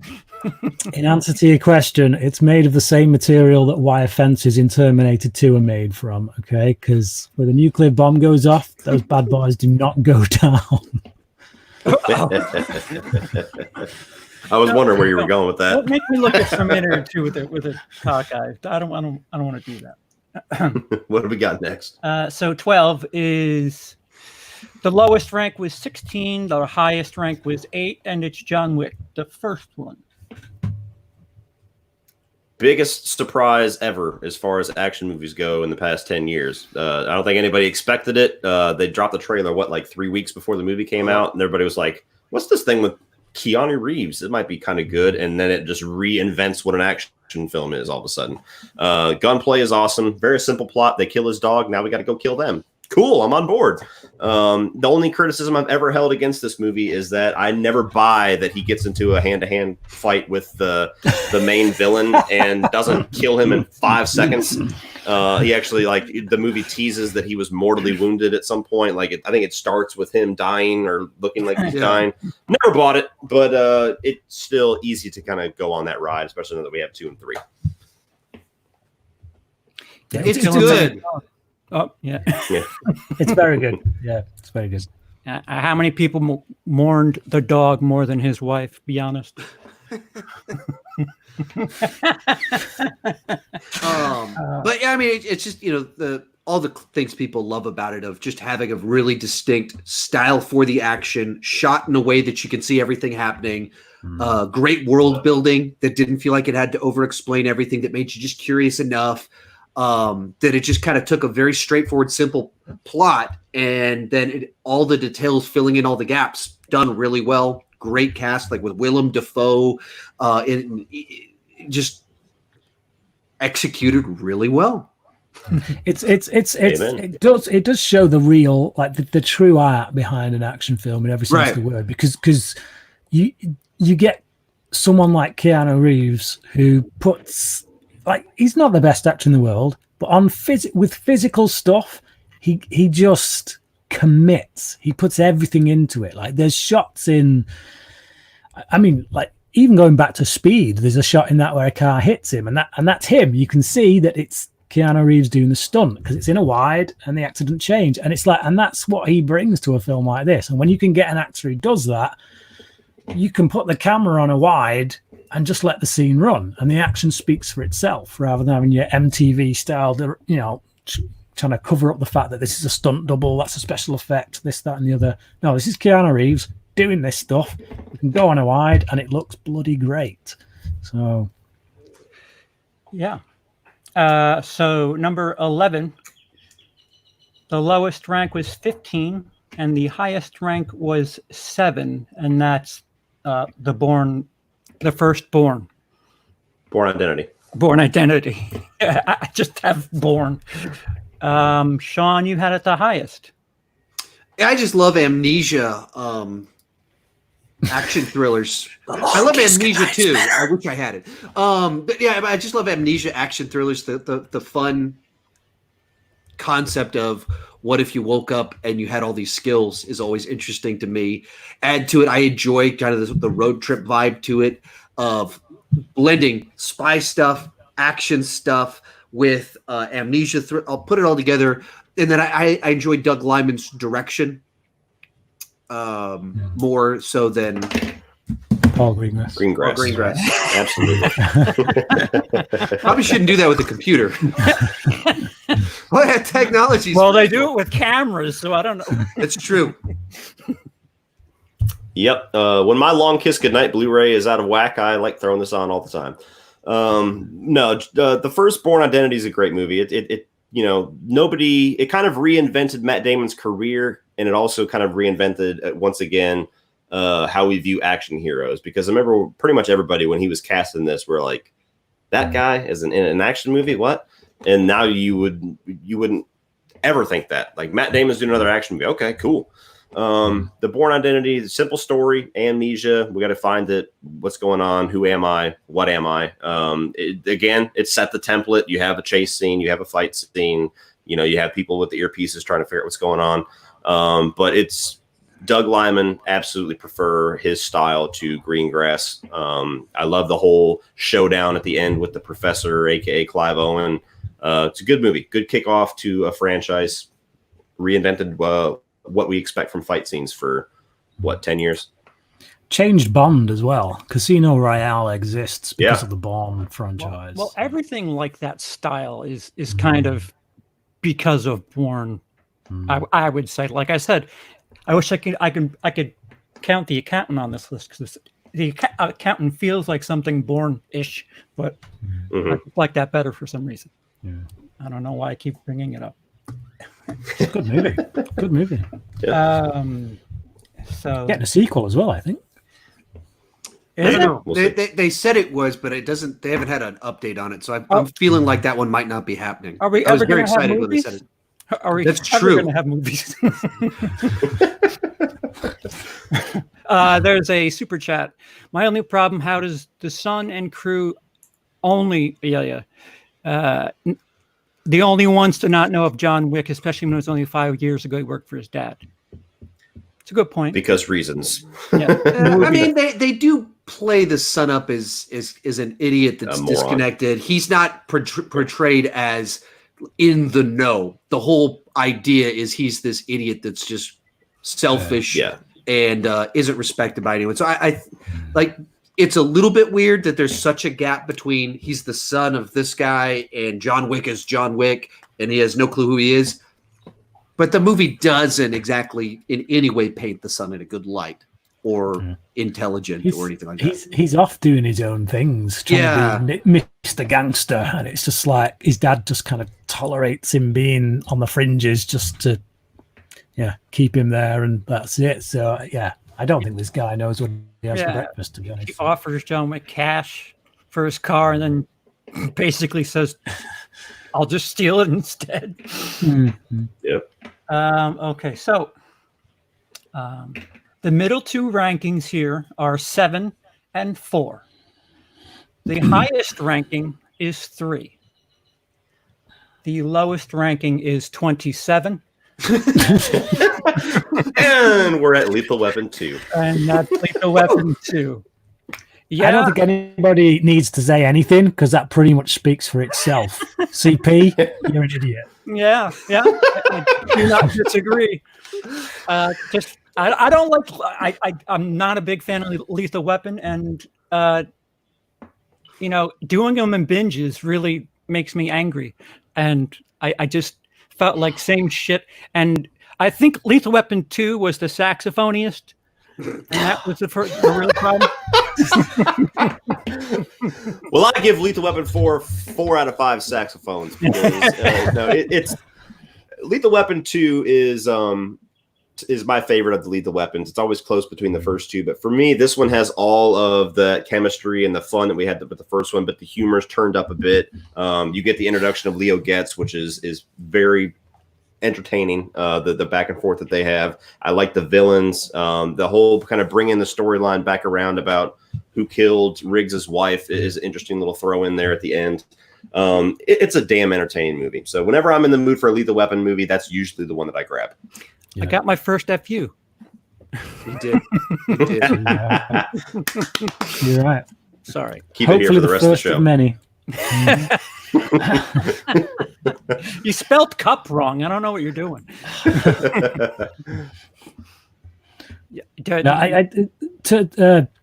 Lethal Weapon 2 used to be my favorite. It's like when I rewatch them, it's just the first one and the second one are up and down. It's like for me, it's that personal connection to the villain in the second one that really sells it for me. Just the fact that this is the dude who killed Riggs' wife. Now we've got a showdown. I want to see these two guys come together and have a confrontation. And I love it when action movies do that, when they give you a good reason to want to see the hero go up against the villain. But it's a great action film. The chemistry between two leads is fantastic. I like the fact that we don't have the every man and his dog in at this point. Leo Getz is a nice addition, but he's not in the film too much. He's used pretty well. Whereas in later films, it's kind of like we've got to put him in there, not because the plot requires it, but because he's now an established character. So we've got to find something for him to do, which is what they do with Rene Russo as well to some extent in 4. So Well, Rene Russo was in the first one too. No, she wasn't. She was only in the third and fourth. Third and fourth. Oh, she's IA in 3. Yeah. Oh, okay. So because she was then an established character at that point, they have to put her in 4. So she's kind of a token gesture in 4. But I like the fact we don't have as many characters, and I think the story's pretty strong. I think the weakest link is Patsy Kensit. They could have got a better actress to play her role, but other than that, it's really solid stuff. Yeah. The other actresses they were considering wouldn't go nude. Sean agrees. Moving on. Yeah, it's a fun addition, and it's a little bit more structurally sound than I think the first one. I think the first one gets a little bit clunky in the second half where they're trying to move through plot points. But 1 and 2 are just right there side by side as like the two quintessential buddy cop movies for me. Guys, I need to see A Man About a Horse. Cody, do you mind taking over? I have a list? You should. Oh hell! Oh wait, hold on. Is it in the group chat? It should be. Just got a super Okay, chat. give me 1 second. But yes, I can take So over. I'll say it. The lowest ranking is 12, then 10, then 9, then 7. It's Mission Impossible 5. If somebody wants to run with it for a little bit. Who had it the highest and who had it the lowest? So I had it at 7, and Cody had it at 12. Okay. That's Rogue Nation, correct? Mission Impossible 5. Yes, Rogue Nation. Yep. Yeah. So Rogue Nation, that's the first McQuarrie one, right? So McQuarrie takes over at 5. Yes. So it has 5 very much feels like they designed the action set pieces and then figured out a story to wrap them up with. Now it's not saying that the story is not interesting in it, because it is. It's a good Mission Impossible movie. But the action set pieces are the ones that are on, shining right in this one. So you have the whole thing where it opens up and he's on the side of the plane. You have multiple chases, the one of them on the motorcycle. You have the whole underwater sequence, which is pretty memorable. I love the addition of Rebecca Ferguson. I think that she's awesome in both of the movies that she's in. This was, I believe, the movie that made me take notice of her. So she's great. It's not a whole lot negative to say about it. You're just polishing your knife there, Sean. Who's getting it? He's cutting his wrist after hearing what Lethal Weapon 2 got. I'm not really going to the bathroom. I'm going to get stabbed.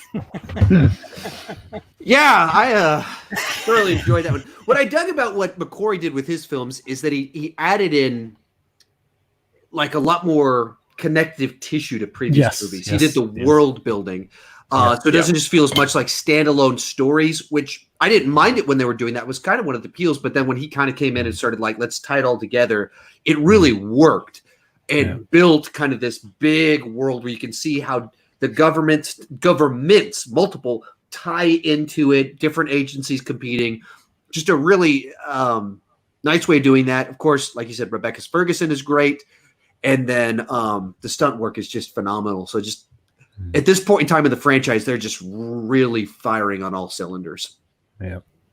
And even if the stories feels a little bit like, another one of these Mission Impossible story things, it's still, you don't care at all. It still works.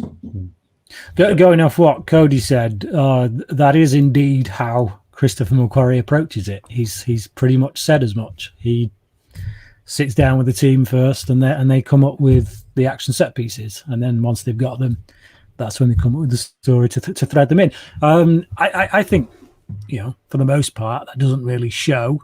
I think the story does feel pretty well developed once they've got those action sequences. But no, it's a really good top-notch action film. I think there are a couple of spots where CGI kind of shows a little bit. It certainly did on the big screen, not so much once I watched it on the small screen. But definitely great film.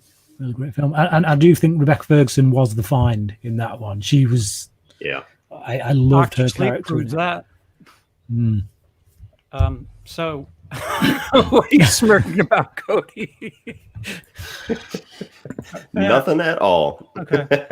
Moving on from that, we got or do you want to say something about CP? No, go ahead. Moving on from that, we got number 8 at Mission Impossible 3 came in at number 8.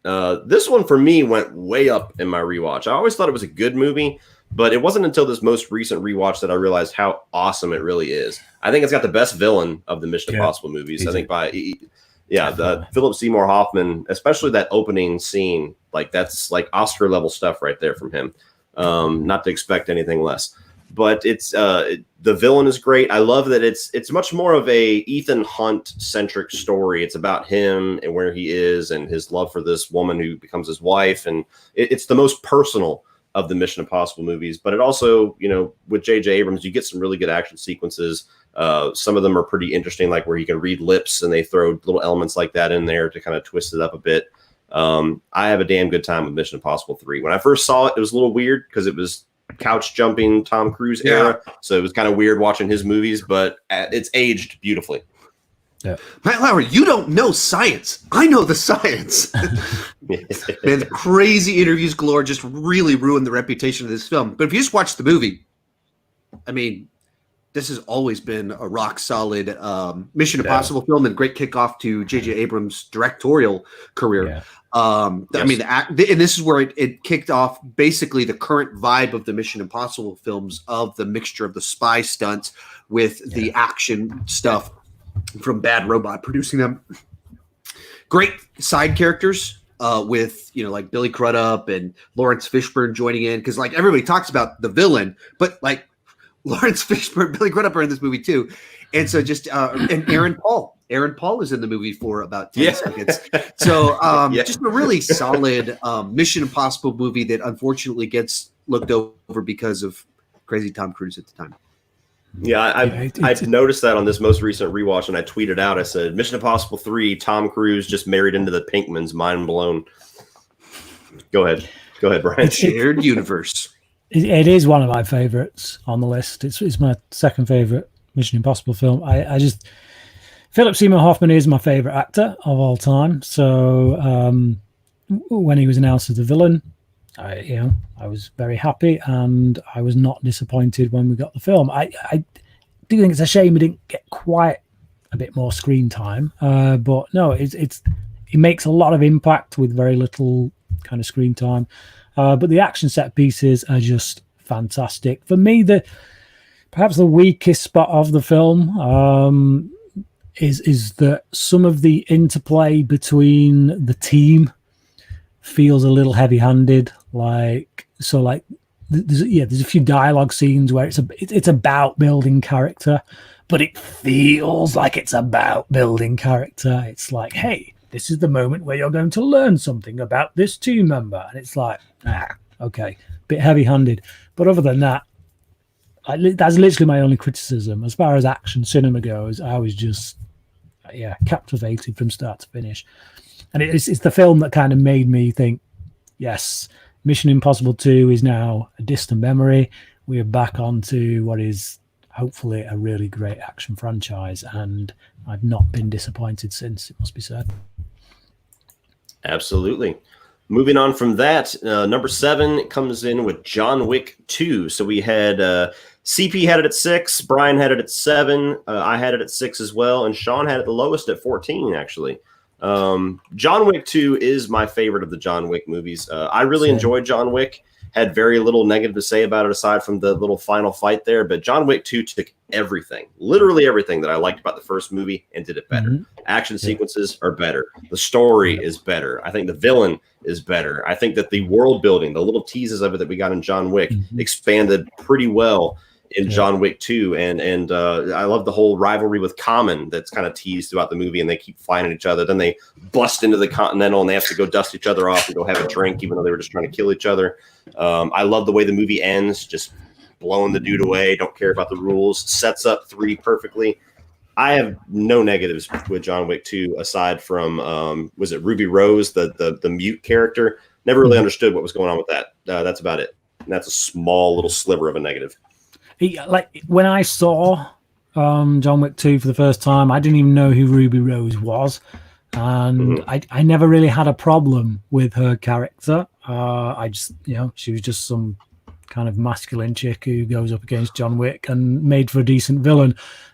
Clearly not a great actress, but wasn't really much acting required for what she was needed. So I never really had a problem with her in this, because when I first watched it, I didn't really know her. But yeah, I didn't know who she was a month before this movie came out, but a month before this movie came out, she was in, was it Resident Evil, The Last Atrocity? Then 2 weeks after that, she was in Triple X3. And then a week after that, she showed up in John Wick 2. She was in 3 different movies in a month. I was like, who is this person that's in all of the movies right now? She was Catwoman too, right? She's Batwoman. Batwoman. But it was all 3 of those movies came out in 1 month, and I'd never heard of her before. And she plays the same character in all 3 movies. And I believe this was the 3rd of the movies to come out. I was like, what is going on? I'd say that the first half of the movie certainly moves a lot slower than the second half. There's not as much action. It is all about the world building. But man, once the action starts, it's just non-stop from the time it starts to up until the end of the film, and it's just amazing stuff.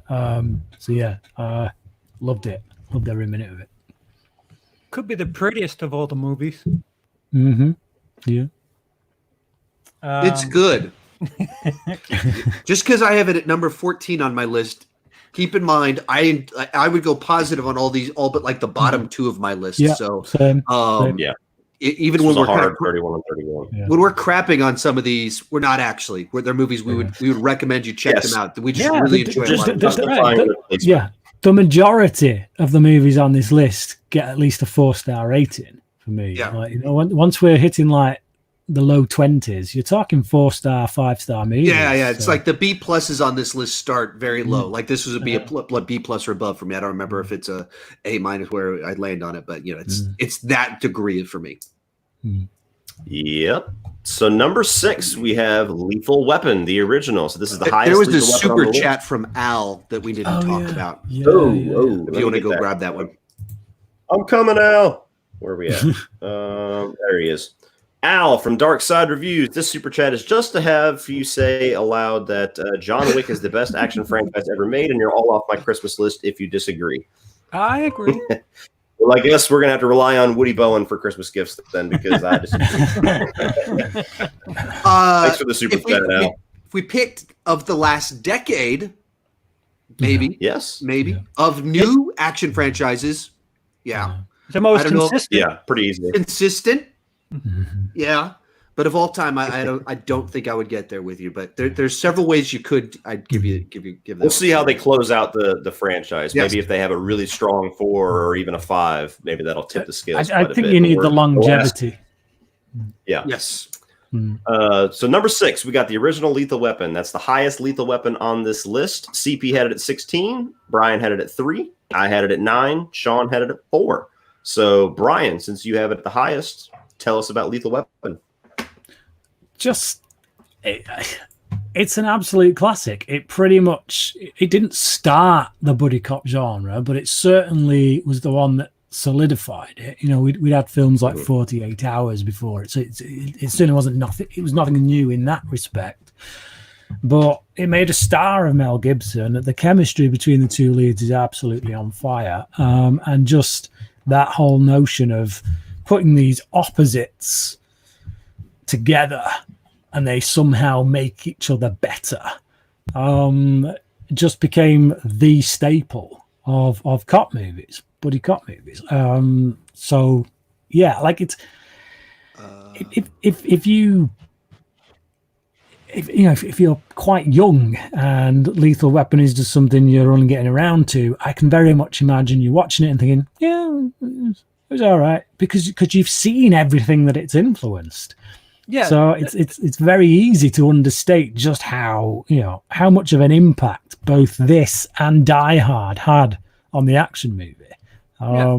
It's just like if they sit you down in school and put Citizen Kane on and say, okay, this is the greatest movie ever, and you're like, it's kind of boring. Yeah. I can name at least 5 movies better than this. But that wasn't even in my lifetime, though. The thing is, Lethal, again, there is a little bit of that nostalgia that comes through. Lethal Weapon is a film that came out in my lifetime. I remember the impact. I have a very subjective kind of experience that is tied to it, whereas something like Citizen Kane, let's say, is just an old film that everyone tells me is the best. Whereas so I don't have any kind of personal experience with a film like that of when it was released. So yeah, that's the difference with it. Like I can understand someone having that opinion about Lethal Weapon if they're only like 18 years old now, and that's fine. That's perfectly acceptable. They don't have that experience of when it came out. I do, so that's tied into my emotional response to the film and why I still think it's a great classic. I always forget how dark the first Lethal Weapon is until I go back and rewatch it, because tonally it's a lot more dark and brutal than the others. Yeah. As far as the storyline with the girl's suicide and being on drugs, and then even just some of the violence in it is a little bit more grounded, like a little bit more dirty than the other ones, which is a little bit more fun. But yeah, it kicked off a great franchise, 2 great characters played by 2 great actors that have awesome chemistry. I mean, Riggs is certainly like the star. He's the one that you kind of go there for. And Mel Gibson's just a blast. The villains are great. You got Mr. Joshua back when Gary Busey was Gary Busey. It's a great movie. Like you said, it's a classic. Can't take anything away from it. But it's the right way to do movies like this. You always want to have these characters need to go through this situation. It's the exact thing that they need, where you have the guy that's living too safe and has that hero inside of him, and then you have the guy that's deeply broken in need of a family, and he finds that family. And it's has all the tropes because it perfected the tropes. It perfected the genre. Yeah. Created a couple. Charles Lee Ray in the super chat. Worthy mentioned The Professional is a classic. It's a pretty decent movie. You talk about Leon? Yes. Leon. I don't think I've ever seen the whole movie. I've seen parts of it. I What? to rectify that. What? How? Dude, get on that as fast as I haven't had the possible. best experience with that director, Luc Besson. What have you I think I've from seen him? all of his stinkers first. Yeah, which ones have you seen? Anything that he's produced in the last 15 years. There you go. There you go. Yeah. That's why. Yeah. It's why. weird because like when he was young and he was writing and directing them, they had a certain heart and a passion to them. Yeah. And then around the turn of the century, it just turned into the Luc Besson, Mick action thriller. Yeah, Mark Kamen and The Karate Kid guy and him teamed up, and they just crank these scripts out. It's like this guy drives a car. This guy's got a set of skills. This guy wears a collar, and it's just kind of like high concept, but not putting a lot of energy into it. So The weirdest one for me is Cut and Lockout. paste. I'm like, this is literally Escape from New York in space. Like 100%. Like you literally, I think he even got sued by John Carpenter. He did. But that's He a huge he did, tangent. yeah. That's a huge tangent. So yes, moving on from Lethal Weapon. So I think this is number 5. So top 5 now. We are at First Blood, which me and Sean. This is where me and Sean suddenly had our synergy at the end. So you have First Blood. Me and Sean both had as number 2. CP had at 18, and Brian had at 9. Now I'm going to throw this over to Brian because I know Brian has not been too kind to the Rambo franchise, but this one was pretty high for Brian. So why is First Blood the shining star of the Rambo franchise, Brian? Because the thing is, it's like it was never a franchise movie. Yeah. This isn't a movie where it's like we're going to make this and if it's successful, we've got this big action franchise that's planned, and it's just like no, it turned into something that it never really was when it first started. This is a film in which our hero breaks down in his final moments like a blubbering baby, because this is really a film about PTSD and about coming home from a war and finding that nobody gives a crap. They don't care that you were over there fighting for whatever it was you were fighting for.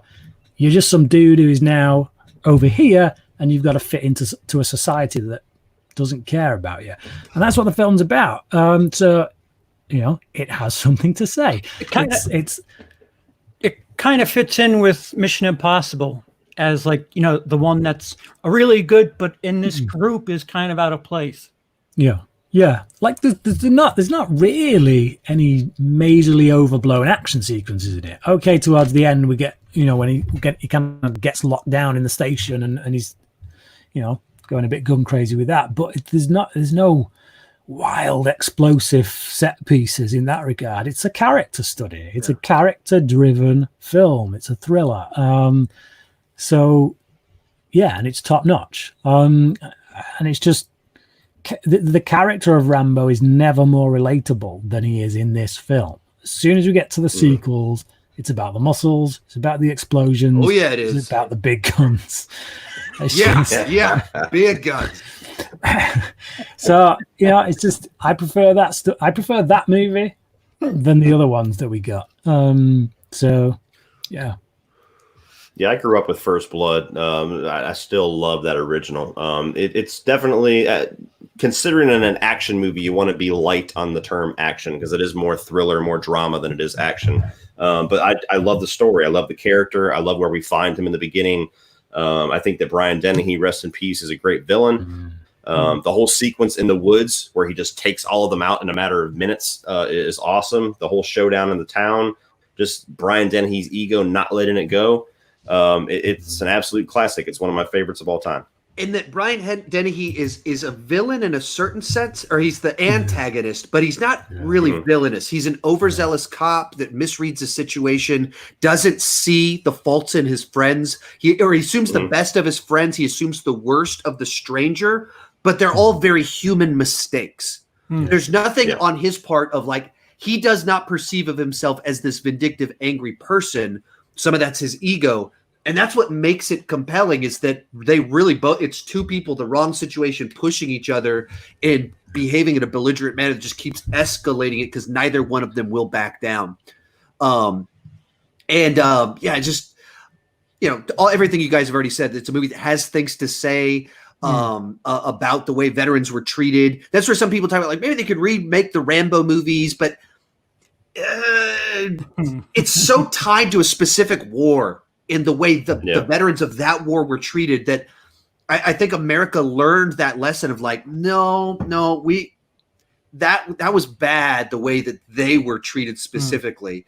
And so I don't even think it makes a lot of sense to like tell this story, modernizing it with an Afghan war veteran or something like that, because they just weren't treated poorly like that.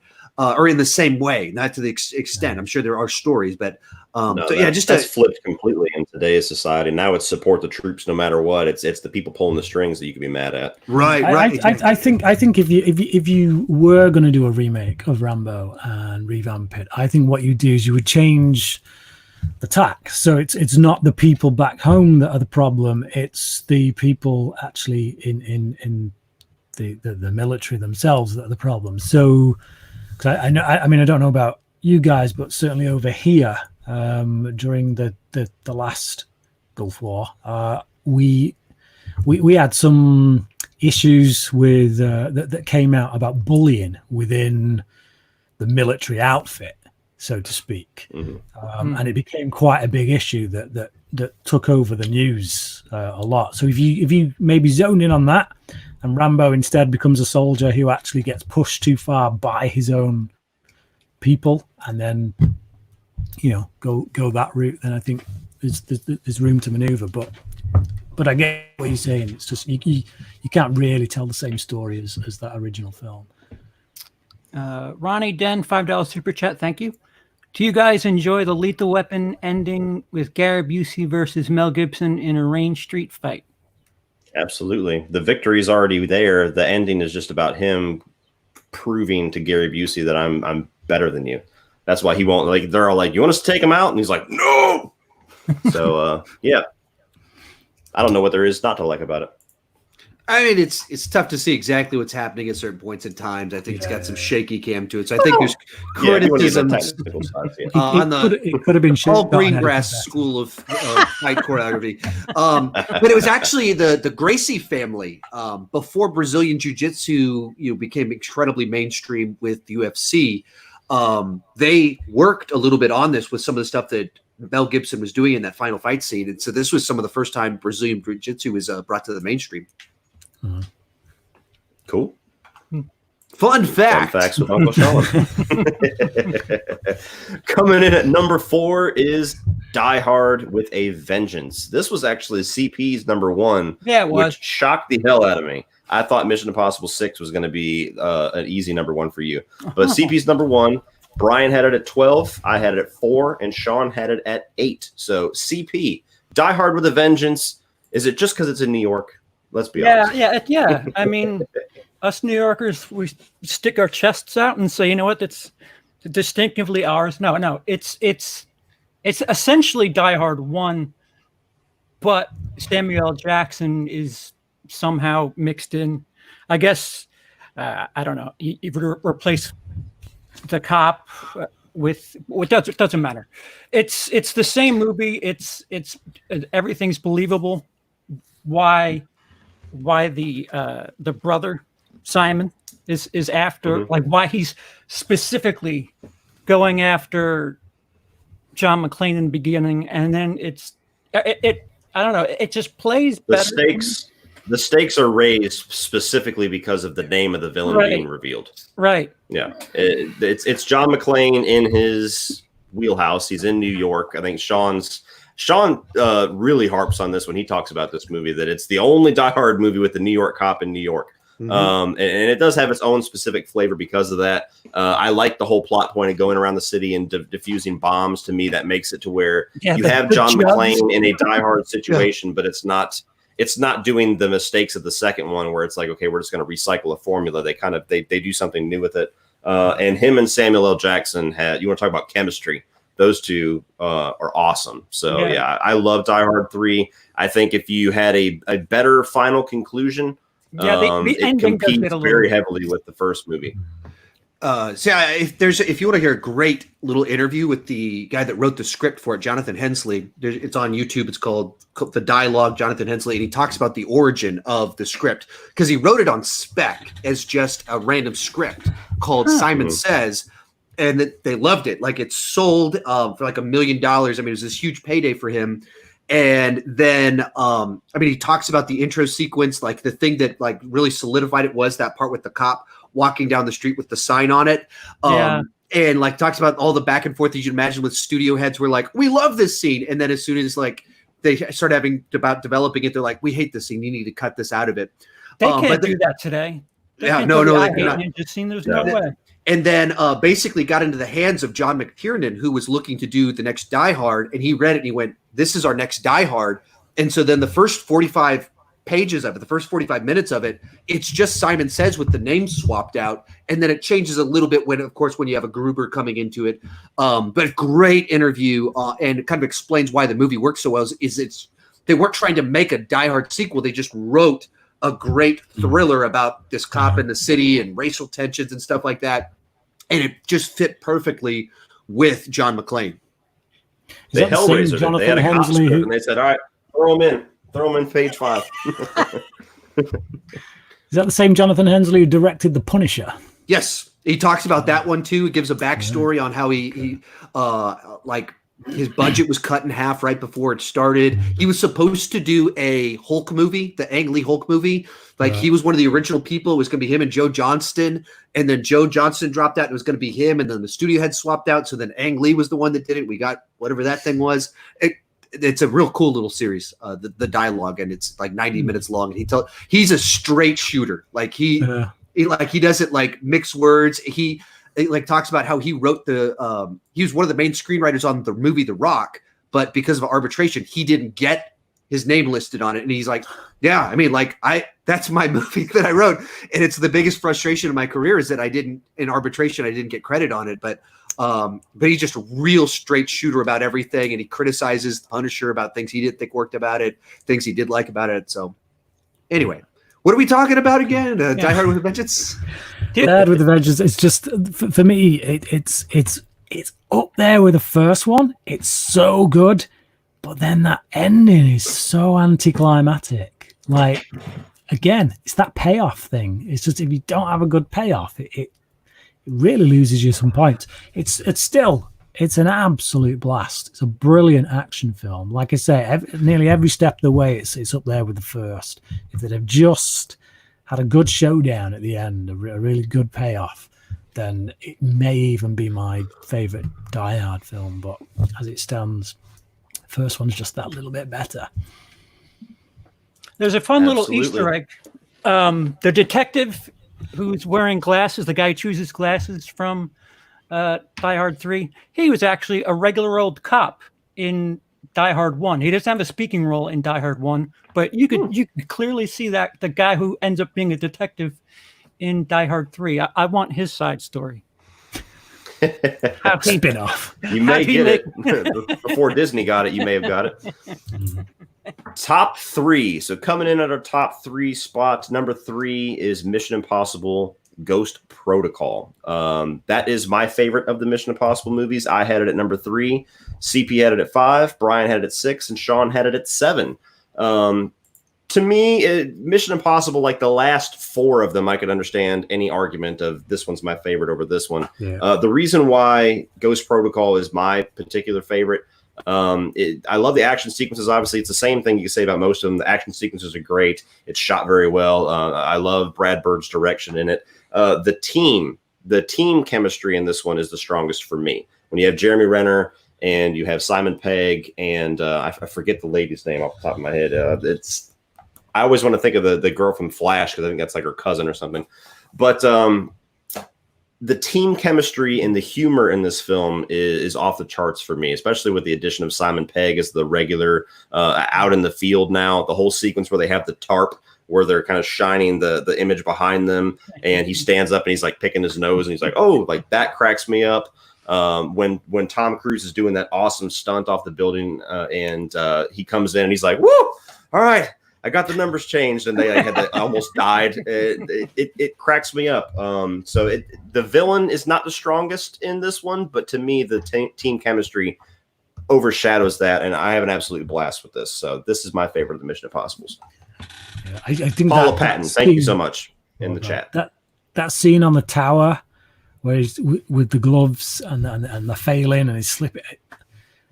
Don't matter how many times I watch it, I end up with sweaty palms. It's just out of the whole franchise, I would say that is the standout scene. If I was to pick one scene from the entire franchise, it'd be that one. Yeah, I saw this movie on a true IMAX theater, and that sequence is the best sequence I've ever seen in a theater because it was, shot on IMAX, and it's so well done.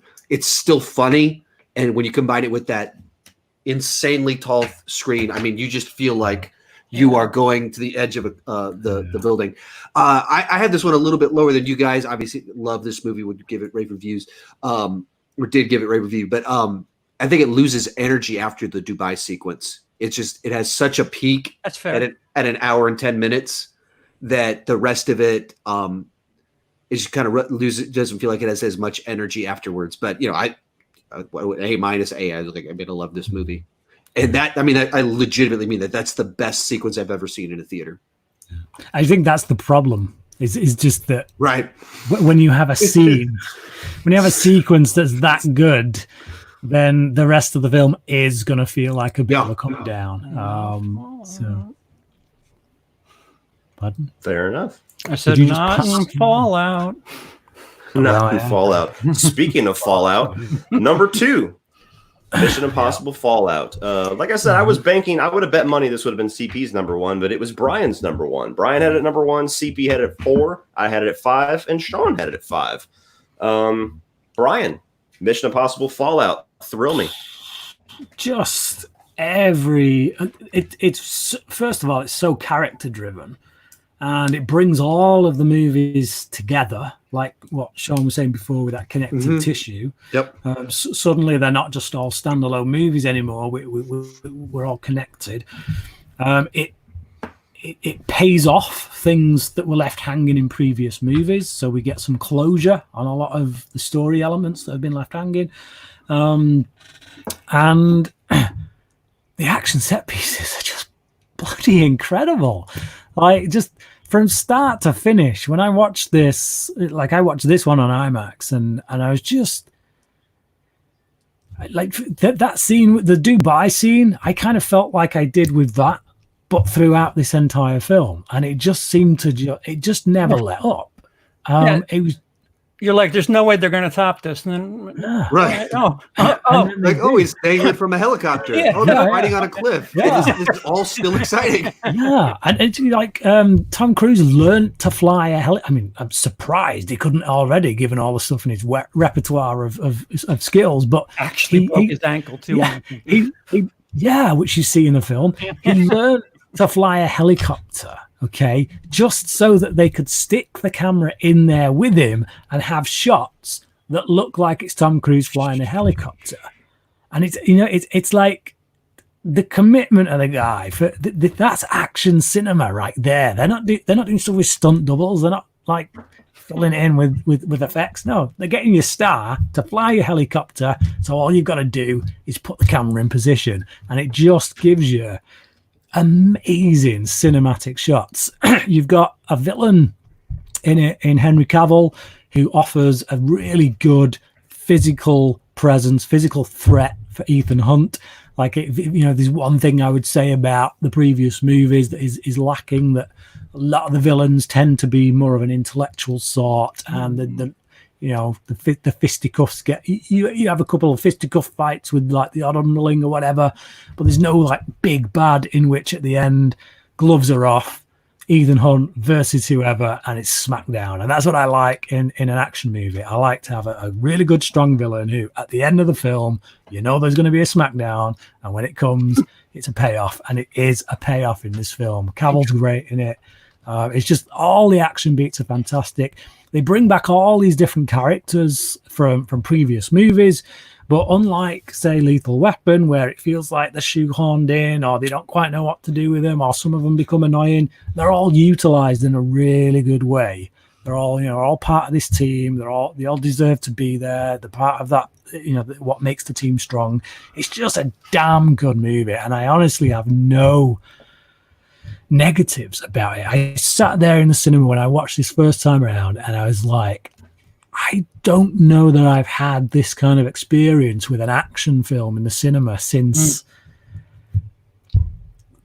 when? Since The Matrix, maybe. I don't know. It was just, it was just from start to finish. It was like, wow, or brilliant. Bad Boys 2. A couple years after The Matrix. There you go. Yeah, I mean, Fallout and Ghost Protocol are the easy top two for me. And Fallout, again, can't say anything negative about it. I totally agree with Brian. The action set pieces are awesome. I really enjoy the fact that with McQuarrie taking over for multiple films, it feels like there's this plot thread that's going throughout the movies, which we've never had until McQuarrie took it over. The return of the villain from Rogue Nation, especially. But it's an incredible feat to where you look at it and you go, how are you going to top this? And they have two more coming. Just that little bit of humor tips Ghost Protocol over for me for this one, but I have nothing negative to say about it. Damn good movie. Yeah. My top 6 are like 5 stars. Good.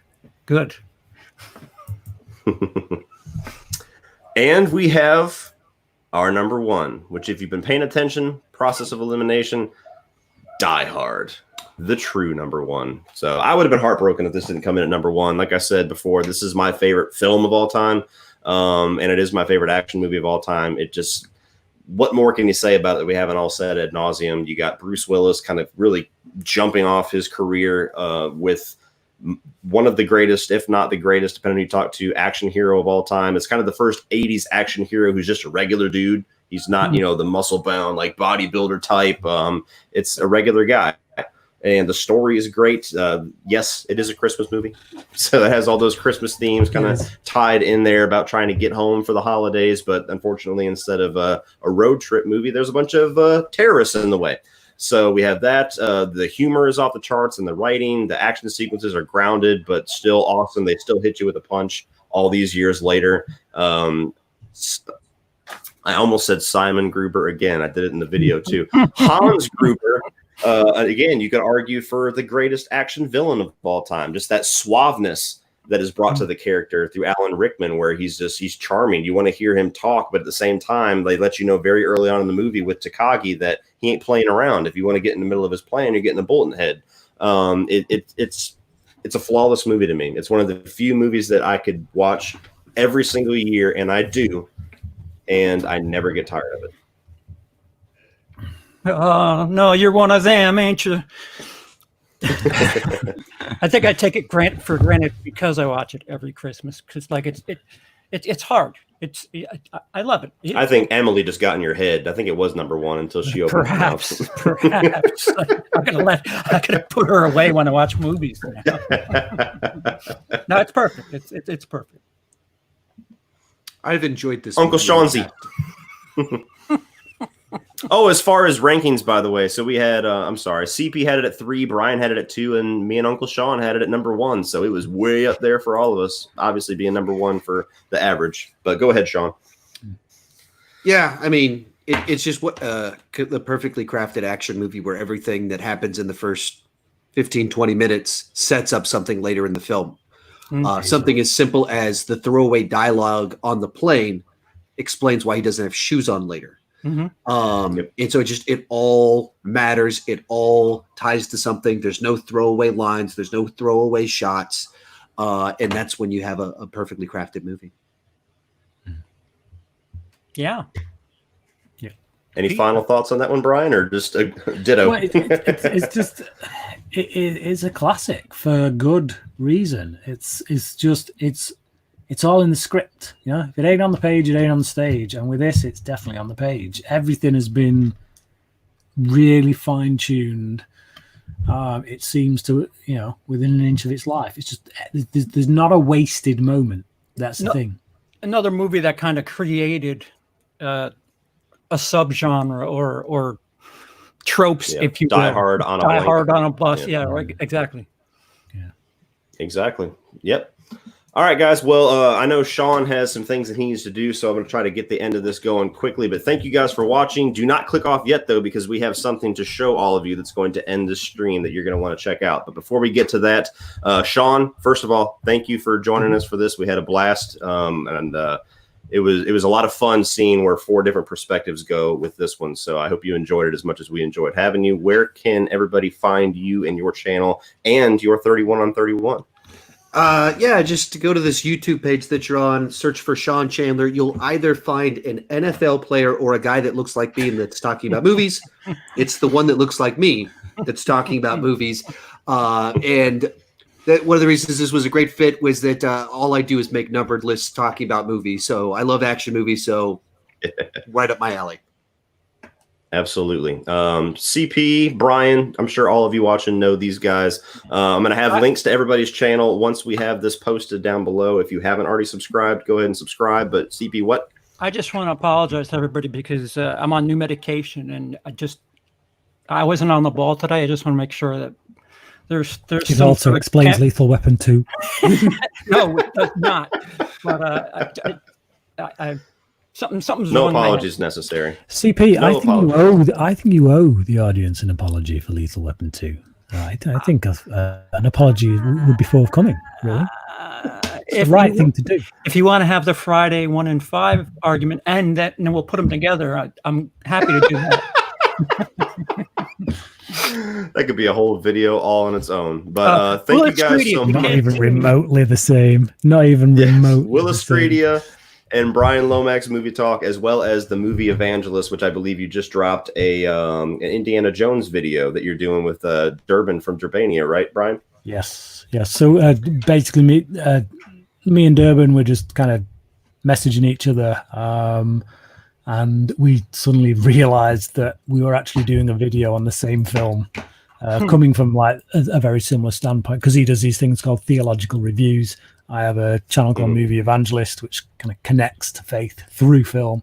And I was doing a video essay on Indiana Jones and the Last Crusade. We both found out that each other was doing one, so we thought let's release them at the same time and kind of point each other's viewers each other's way. So yeah, Movie Evangelist. Head on over to that and check out those videos. They're very different to the kind of videos I do on my Brian Lomax Movie Talk channel. For a start, you don't see my mush. It's all clips from the film, and it's more of a video essay rather than a review, so to speak. I try to pull themes and things like that out of them. So. Absolutely. Well, like I said, I'm going to have links to these guys' channel once I get off of here, and I can edit the video description. So if you're not already a fan, which you should be, of all of these guys, check out the links down below and go subscribe to their channels and check out all of our individual rankings if you're joining us and haven't already checked it out. And speaking of Durbania, let's go ahead and get something rolling here. And with this, we will bid you adieu. That big logo's in the way. Oh, no.